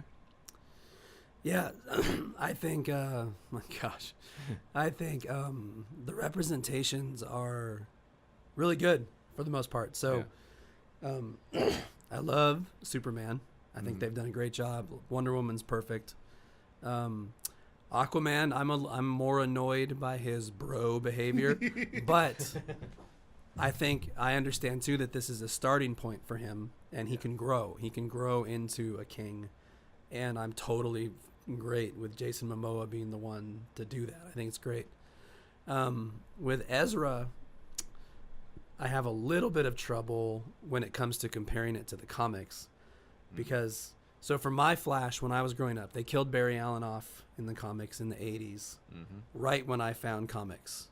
And so for me, my Flash was Wally West growing up. And not that I care that it's Barry Allen or Wally West, but I grew up with Barry Allen being on this pedestal as this fallen, idyllic hero. Right. And Barry Allen was the picture of heroism and doing good in the world. And when they brought him back in the comic, they really played that up. And I know, again, this is a starting point for Ezra, but I have a little bit of trouble seeing this version of the Flash get to that point. Okay. Now, it's a different take, so that's okay. I'm not upset about that, but comparing the two, I like the comics better. And then the only other thing I would say with Batman, I always talk about how much I love Legacy. And in the comics, Batman is a brilliant character for the concept of legacy. You have the Bat family. You've got all the different Robins. You've got Barbara Gordon. You've got all these other characters that help inform who he is. Yeah. And so I actually really enjoy Ben Affleck's Batman. I think it is the best live action version of Batman that we've seen yet for me. I agree. Yeah. Chris Nolan's movies were way better. Yeah. But this version of Batman I like better. Yep. But I miss the Bat family. I like Alfred too. Yeah. I like Alfred's his comments to him. Yeah. I like that too. Totally. But I just miss the Bat family. I want the Bat family in live action. There's some great animation that's done it. Batman Under the Red Hood. You mentioned Batman Ninja. The family's in that. And haven't seen it yet, obviously, but they're in it. And so I love that stuff. And in the comics, they're playing that up huge right now. Yeah, and my tattoo artist that did this, he goes, I can't stand Alfred in Batman v Superman. Because he kind of likes Batman v Superman as well. He's like, I can't stand Alfred. I'm like, really? Why not? He's like, just dad jokes, man. He has nothing but to make dad jokes. I'm like, that's true, actually. Yeah, he does. He does bring the dad jokes. So so on the topic as a whole, I find myself very drawn to and appreciative of a progressive take on characters that have evolved. In fact, when I read a lot of the old comics, in fact, some of the classic comics, I'm like, this is so cheesy. Like, I don't know if I can get into this, man. So I like a lot of the takes. I mean, we saw in the 80s and 90s a lot of progressive takes. Not in the movies so much, because there wasn't a lot going on in the 90s in movies, in superhero movies. But in terms of the comics, that's when people were really playing with ideas and themes that were separate from what if this character evolved? What if this character was in this situation? I'm even thinking of was it Batman Red Dawn? Red Sun. Yeah. And I'm like, what a fascinating Superman. Yeah, my bad. Yeah. Superman. What a fascinating concept to take this Kryptonian and put him in Russia, instead of America, right? Yeah. So I think that the exploration of different takes on characters is really good, and I really like it. I also really like how you drew comparisons between the traditional and what we got in Justice League, because I was sitting there thinking like, oh yeah, it is good that they did that. Like I like the progressive take of like Aquaman, but it is good that they added that other element to him. It is good the connection with the father for Flash. Like that helped anchor him for me. It helped anchor him because a lot of people have said like, you know, they've been great casting choice too on Billy Crudup. Oh yeah. Oh. Well, do you think he'll become Dr. Manhattan in the DCEU? That's a good question. But I think like for me, I look at that and I go, I really like Ezra's take. It does not feel comics accurate to me, but cool. I really like it. It's cool. It's funny. It's intriguing. He fits well with the cast of characters that they've developed. I think that they've actually, to their credit, developed a better cast of characters in many regards than even the comics normally deals with. Now I think the comics put them in better scenarios, and that's where I've already said that a million times. But the way that they've developed these characters into what they are now just feels really good to me, for a lot of reasons. So I'm curious to see if we do go back to like more of a traditional route. If we go to a Joss Whedon type, I'm only using that as his Marvel experience, kind of more of a traditional take on these characters, which is what they did with Superman this time around. I'm kind of curious as to how that will play. I bet you it'll play better with wider audiences, but it'll be curious to see that. But I liked it a lot. So, one of the anticipated aspects of this movie was Superman's return, and how well do you think that was handled? I mean, the scene alone where Barry is running up on him and he can see him is fantastic. Yeah. I think conceptually it's handled great. Yeah. I would have liked to have seen it, I don't know, either be shorter or longer. Like I almost feel like it happened too quickly or they didn't give it enough time to germinate. I don't know. But I think overall the concept is really good. Yeah. The execution could have been a little bit better, but it was, I mean, what a fun scene though. Super fun scene. Yeah. What about you, Michael? I like the discussion about bringing him back. And I like kind of, with Batman was kind of coming around to the realization, like, I screwed up. Like, we need this guy. Yeah. And we need to do whatever we can to bring this guy back. And just the discussion, especially the back and forth between him and Wonder Woman. But I like when he first came back, the way he looked at everyone. Because there's a lot of dialogue, acting, and stuff like that. But there's a lot of acting that goes on in just mannerisms, attitudes, characteristics, body posture, and just the way he looked at Wonder Woman as opposed to how he looked at Bruce. And how he looked at even how he looked at Barry, the way he looked at Aquaman, like that type of stuff. And even the situation of him being something that might be foreign or might be a villain or an enemy. Zombie Superman. When it came to Cyborg. So like that whole situation from the idea being brought up into him coming out, I like probably more on the discussion side because we're getting into, should we even bring him back? Not like can we do it, but like should we? And then getting into kind of like the morals and stuff.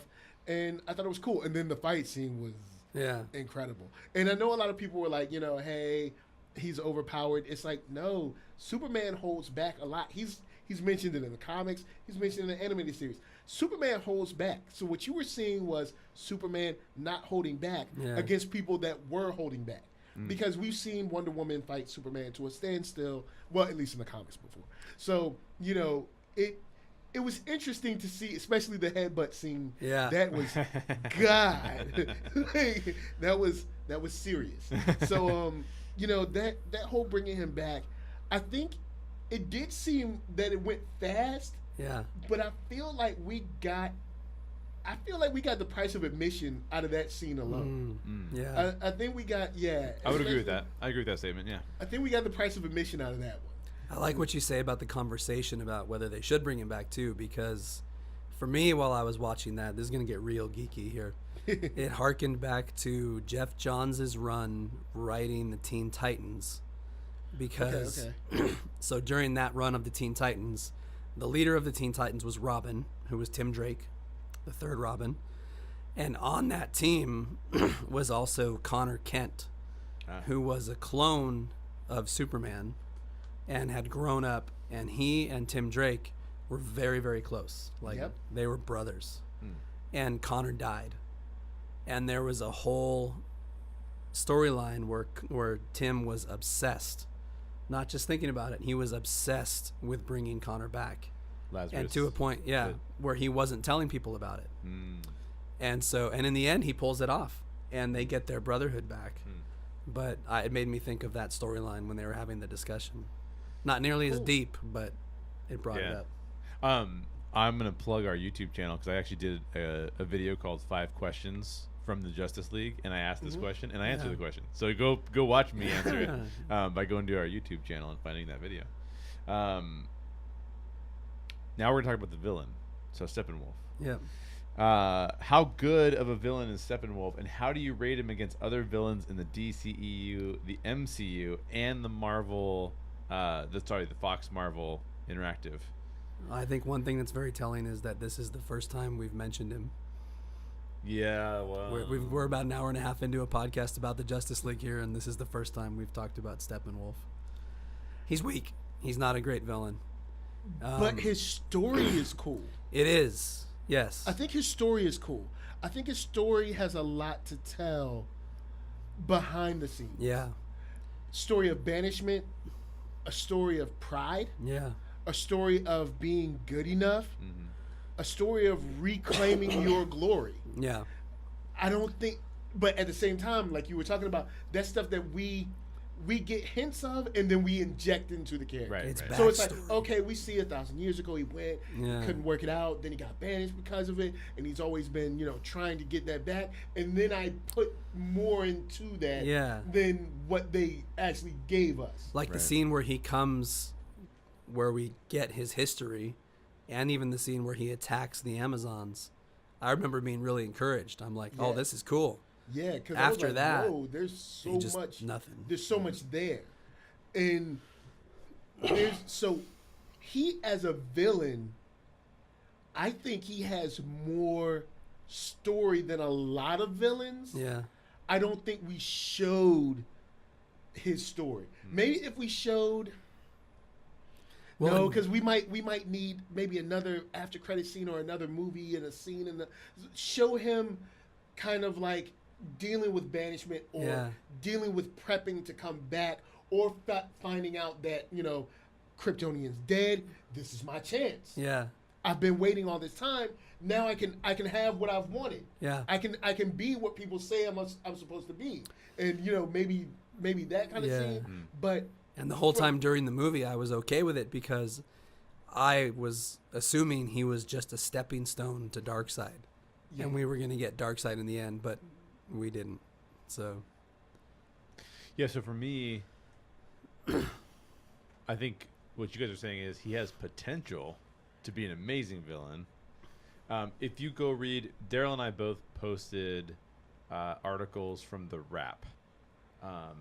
Umberto? Is that the name? Yeah, Umberto Gonzalez. Yeah. He wrote these 2 articles. You can also find him on heroichollywood.com. Yes. Oh, And one of his articles details what the movie that Zack Snyder was trying to make would have looked like. Justice League Part 1, Justice League Part 2. Yeah. Oh. And forgot this was supposed to be 2 movies. Yes. Yeah. So we're technically looking at 2 movies that got pared down to 1 due to Warner Brothers and tragedy and some other stuff. So many things. So you're talking about 5 hours becoming 2 hours, probably. We're talking about Zack Snyder.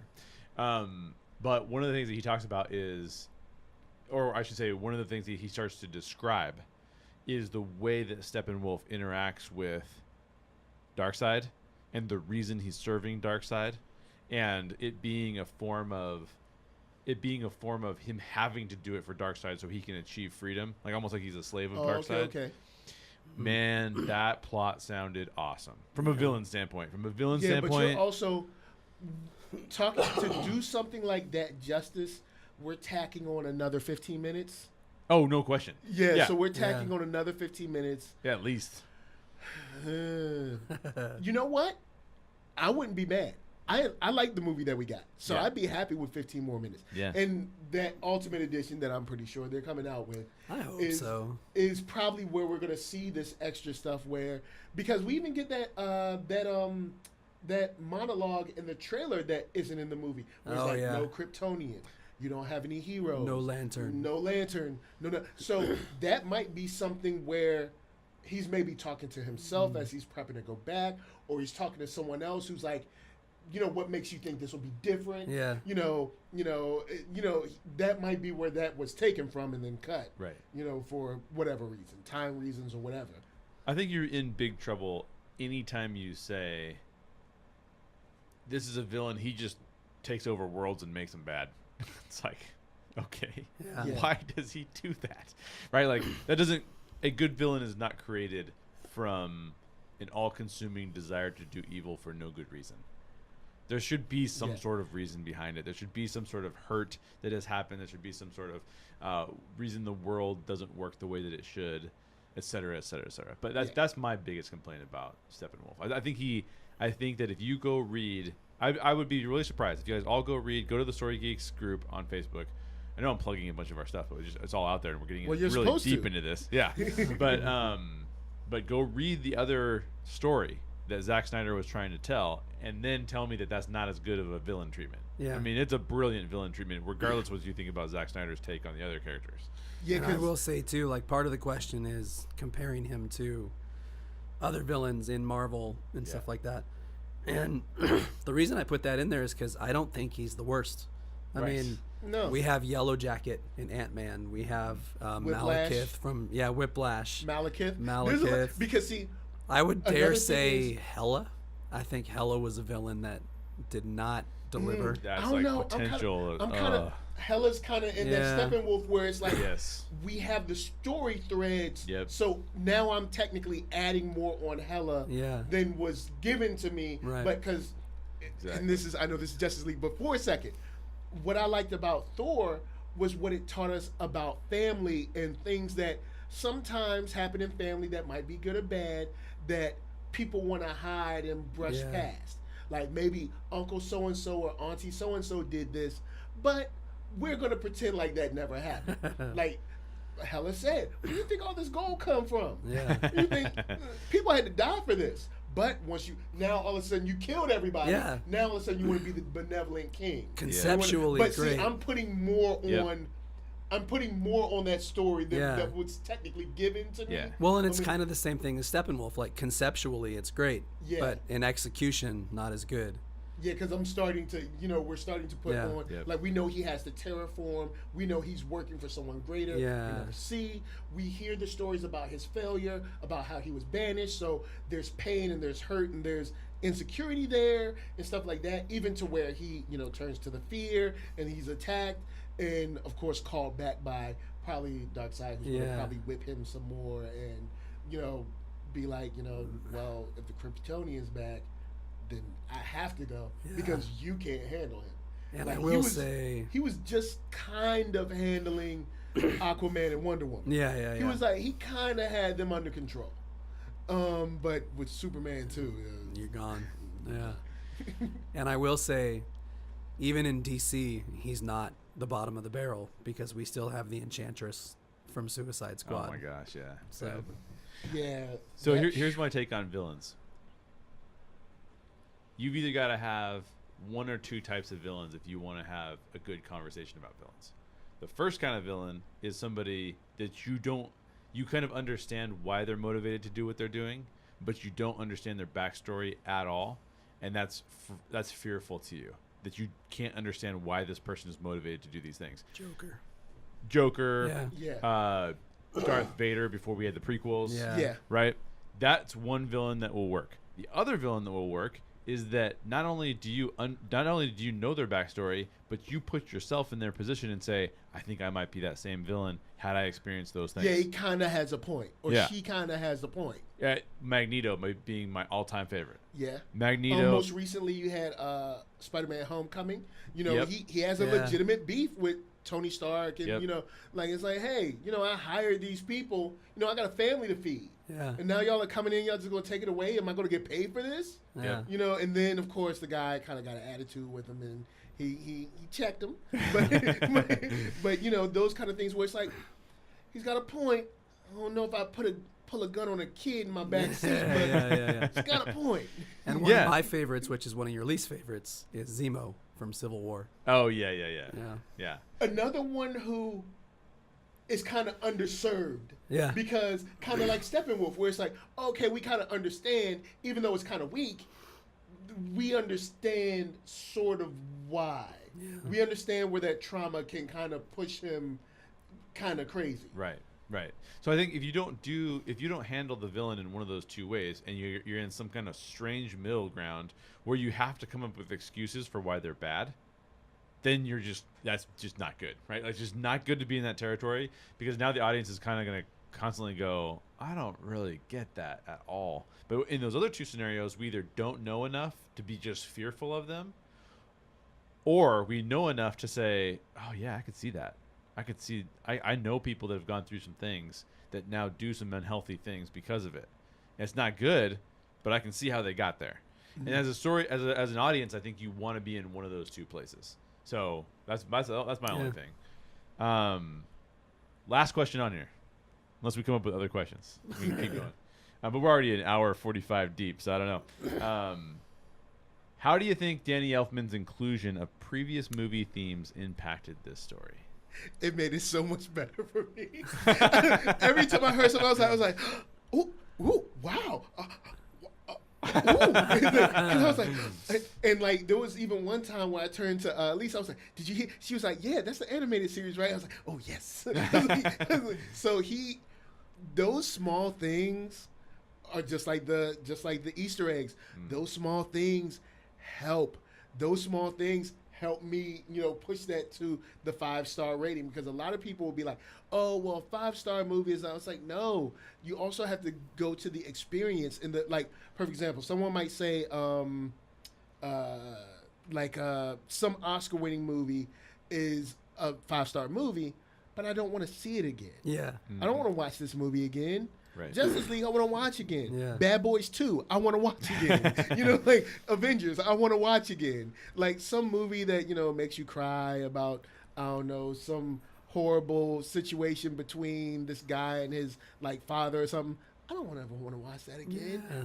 Replay value, especially with music and stuff like that, the replay value plays a big part. And that music, every time they switched up the Superman score, the Batman score, or something, I was just like,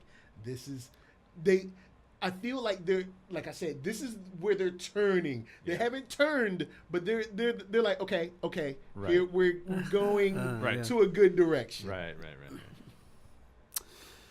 I would say overall, Yeah. I'm against it, with some exceptions. Okay. So the inclusion of the Superman theme I loved. Mm-hmm. When he appeared and was ready to take on Steppenwolf, and we got that little hint of the John Williams theme, I was like, oh, that makes me so happy. But I think too heavy-handed on the Batman theme. Okay. I feel like we heard that too much, and maybe that's personal preference. I like that theme, but when I hear that theme, I feel Tim Burton-y. And I don't want to feel Tim Burton-y. Especially not watching this movie. I don't want to be taken back to a place where I suddenly get Michael Keaton in my head. I don't want that. So that was disjointed for me. And then the other thing, not so much including old themes, but I felt like the newer themes were underserved. Like we heard Wonder Woman's theme once. And it wasn't the edge. It didn't have the edgy They kind of softly brought it in. Yeah, they smooth jazzed it a little bit, and we barely heard Clark's theme, which you get a lot of in Man of Steel, like the Yeah. quiet. I love that so much. Yeah. And I don't think we got anything of the Batman theme from BVS.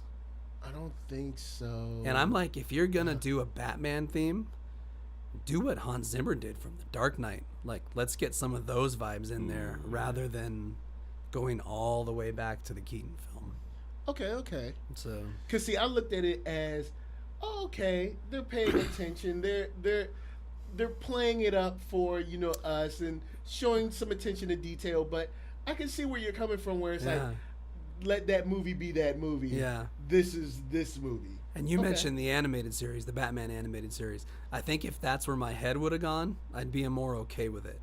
Because if I get harkened back to that, and I've got Kevin Conroy in my head, I'm like, okay, now I feel good. That's good. But I went to the movies. I didn't go to the animated series. So for me, I feel like it could have been done well. But in the context of a disjointed film, where I'm going, which story is this? Why am I watching this story? Whose story is this? I was expecting to be reminded of Man of Steel. I was expected to be reminded of Batman v Superman. But I'm being reminded of stuff that I'm like, I feel like you're trying to manipulate me into like these harken back to these movies that other people liked. That I wasn't maybe as big of a fan of a lot of the population, just because I was too young at the time when I saw them, right? So I think for me it felt more like an excuse for the disjointed movie that we got. Like, let's throw in some things that make so going back to the Joss Whedon type thing, right? Like, let's just make everyone feel good when they walk out of the theater. And I'm like, but I was gonna feel good if I saw the completion of Zack Snyder's trilogy of films. I don't feel good just because you played a theme that I really enjoy. Which, by the way, John Williams is my favorite. Hans Zimmer, I do think, is amazing, though. And so I was a little bit bummed out that we missed some of his themes in there. So overall, the first time I saw the film, it didn't affect me. I didn't even think about it. It didn't even occur to me. I heard a bunch of people complaining about it online. I was like, okay, that's weird.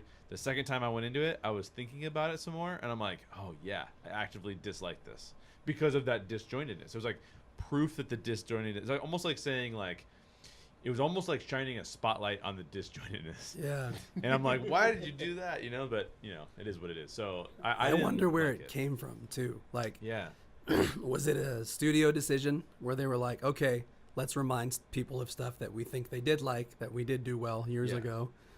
Or was it just Danny Elfman? Like, did they hire him to do something? And he Danny came Elfman in. was like, you know what? Yeah. We're gonna leave this in. Yeah. So, okay, I'm going to make a weird connection because have you guys ever played Mario Kart? A long time ago.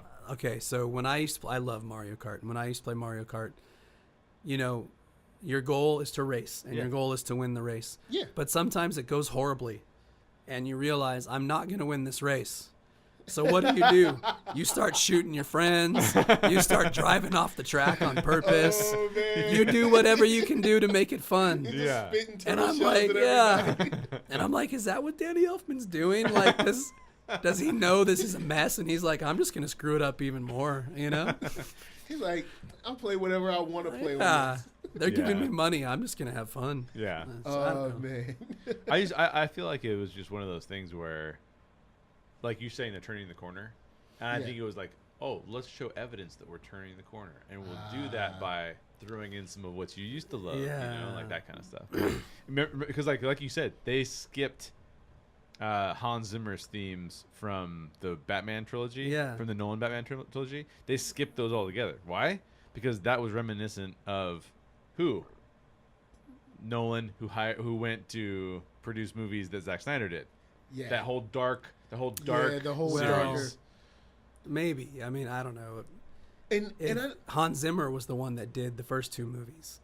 He did Man of Steel and that. So maybe it was more of a personnel thing. It's like, well, if we're going to choose to go with somebody else, we shouldn't go back and use Hans's old themes. Like, you know what I mean? Oh, totally. And I think that's part of it. I think that's all wrapped up in the same shell. It's not like it's like done like intentionally or anything. It's just kind of like one of those things where it's like, hey, let's all remember that we're not going to keep going the dark route. We're going to do a big shift. I think that's part of it for me. Well, that is it. That's our last question. Any last thoughts on Justice League?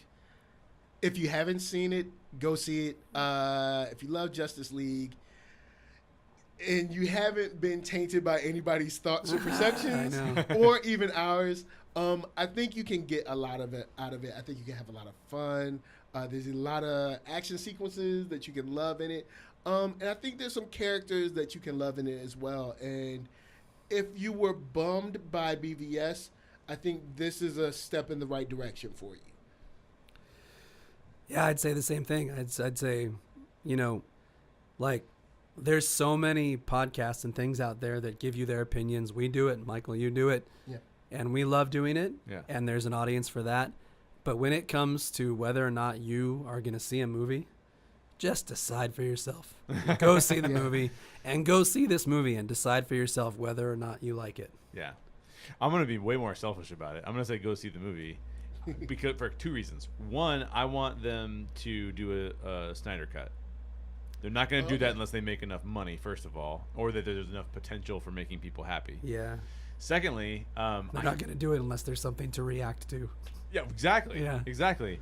The second point being that I want there to be a strong DC presence in cinema. Yeah. Yeah. And I want to send the message to Warner Brothers or whoever else will produce DC stuff that we're going to be there when that presence is there, and we're patient enough and we'll give you money to get there because we care about it that much. Yeah. And this is a good universe. Yes. They're off to a good start. Like, don't give up. Exactly. Keep working because on it. you have 3 out of 5 movies. Yep. And 2 of the movies that I don't like, I like the characters in. Like Suicide Squad, I like the Suicide Squad. It's just that the movie ended up being something that I don't think anybody was expecting it to be. Is that a Warner Brothers production too? Is Suicide Squad? Most likely. Because David Ayers talked about them messing with him too. Yeah, that's why David Ayers is not coming back. Yeah. Every DC movie is a Warner Brothers production. Okay.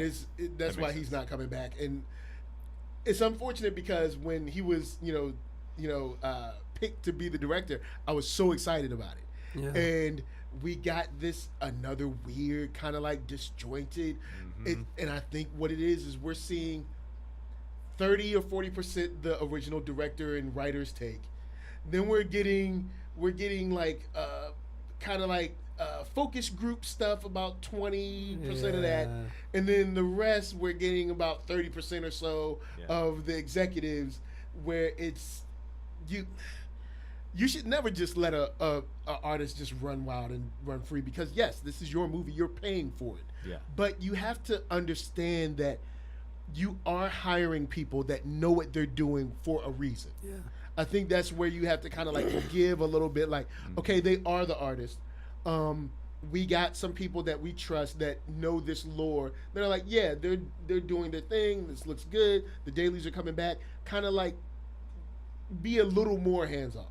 Like, I mean, of course, if you come in and Wonder Woman is wearing like a pink fur coat, it's like, okay, look, guys, let's reel it in. But if you come in and things are looking great and they're kind of on their own, just reel some of your control in a little bit. Yeah. So Jason, you haven't seen it yet. Nope. I know you don't have a microphone, so I'll just relay your answers to the audience. You've heard probably a bunch of stuff about this film. You've heard at least 2 hours of us talking about it. Yeah. Are you going to see it in the theater, or are you going to wait for video? I'll go to the theater. Oh, he's going to go to the theater. All right. Good Cool. deal. Sure. Good deal. Yeah. Yeah. Very cool. I feel like after all this, we should buy his ticket. Like We kind of did. We should take him to see it. We kind of did. So thank you guys for listening. I don't have anything else to say except for, like, we all just said, go see it. Make sure you understand what it is that's being said about the film. I would highly encourage you to not just leave it at, I liked it, I didn't like it. I would encourage you to go look at some of the resources that talk about what Zack Snyder was doing. If you're like me and you love stories and you want to know, like, what goes into telling a story, what goes into creating stories, it is a very complex, convoluted process. And it's amazing that we actually have any really fantastic stories that make it, because everyone has to share the same vision, be on the same page, have to know what their audience wants. So I would suggest, if you are interested in the storytelling aspect at all, go become a part of the Story Geeks community group on Facebook and look at some of the articles that we've posted. And we've been talking about this for like the last week or even longer. So I think you'll enjoy understanding what it looks like to create a good story or a bad story, and the effectiveness or the efficiency that goes on behind the scenes. I think it's really fascinating. So with that, we will leave you to go see it, or leave us with your thoughts by commenting. Also, real quick, Michael, just give them the shout out again to where they can go find you. You can find me on YouTube, NERDSoul, one word, NERDSoul. Also on Twitter, I'm very active on Facebook, Instagram. You can follow me at OneYoungsta, which is ONEYOUNGSTA. And yeah, just search NERDSoul on Google. If you can't find me anywhere else, I'll pop up, and you can either watch some videos, make some comments, let's talk, or tweet at me anything you think is cool. Some people send me pictures of like comic book hauls that they get. Some people send me pictures of toys that they get. Nice. So we talk about TV shows and stuff like that, like the Gifted After show that I'm on. We talk about stuff like that all the time. So yeah. Awesome. And you've heard what Michael has to say, and he's a super cool guy. So go follow him. Go get involved. And also just follow Daryl and I guess. I mean, we're not as cool, but... And you guys, what's your Twitter? It's at Story Geeks? At the Story Geeks. At the Story Geeks. Yeah, at the Story Geeks for our Twitter. My Twitter is just Jay Shear, my name. Daryl doesn't do Twitter. You can follow me on Instagram as well. Same way. The Story Geeks on Instagram. We're the Story Geeks now. Wow, I'm having a really hard time saying that. We are the Story Geeks on everything that we do now. So easy enough to go out there and find us. Yep. ReclamationSociety.org if you want to see some of the other stuff that we work on, because we don't just do the Story Geeks podcast. We also do films. We're coming out with an audio drama next year. So lots of stuff going on. Go check it out. YouTube channel. What's the YouTube channel? The Story Geeks. So we also have a Reclamation Society YouTube channel.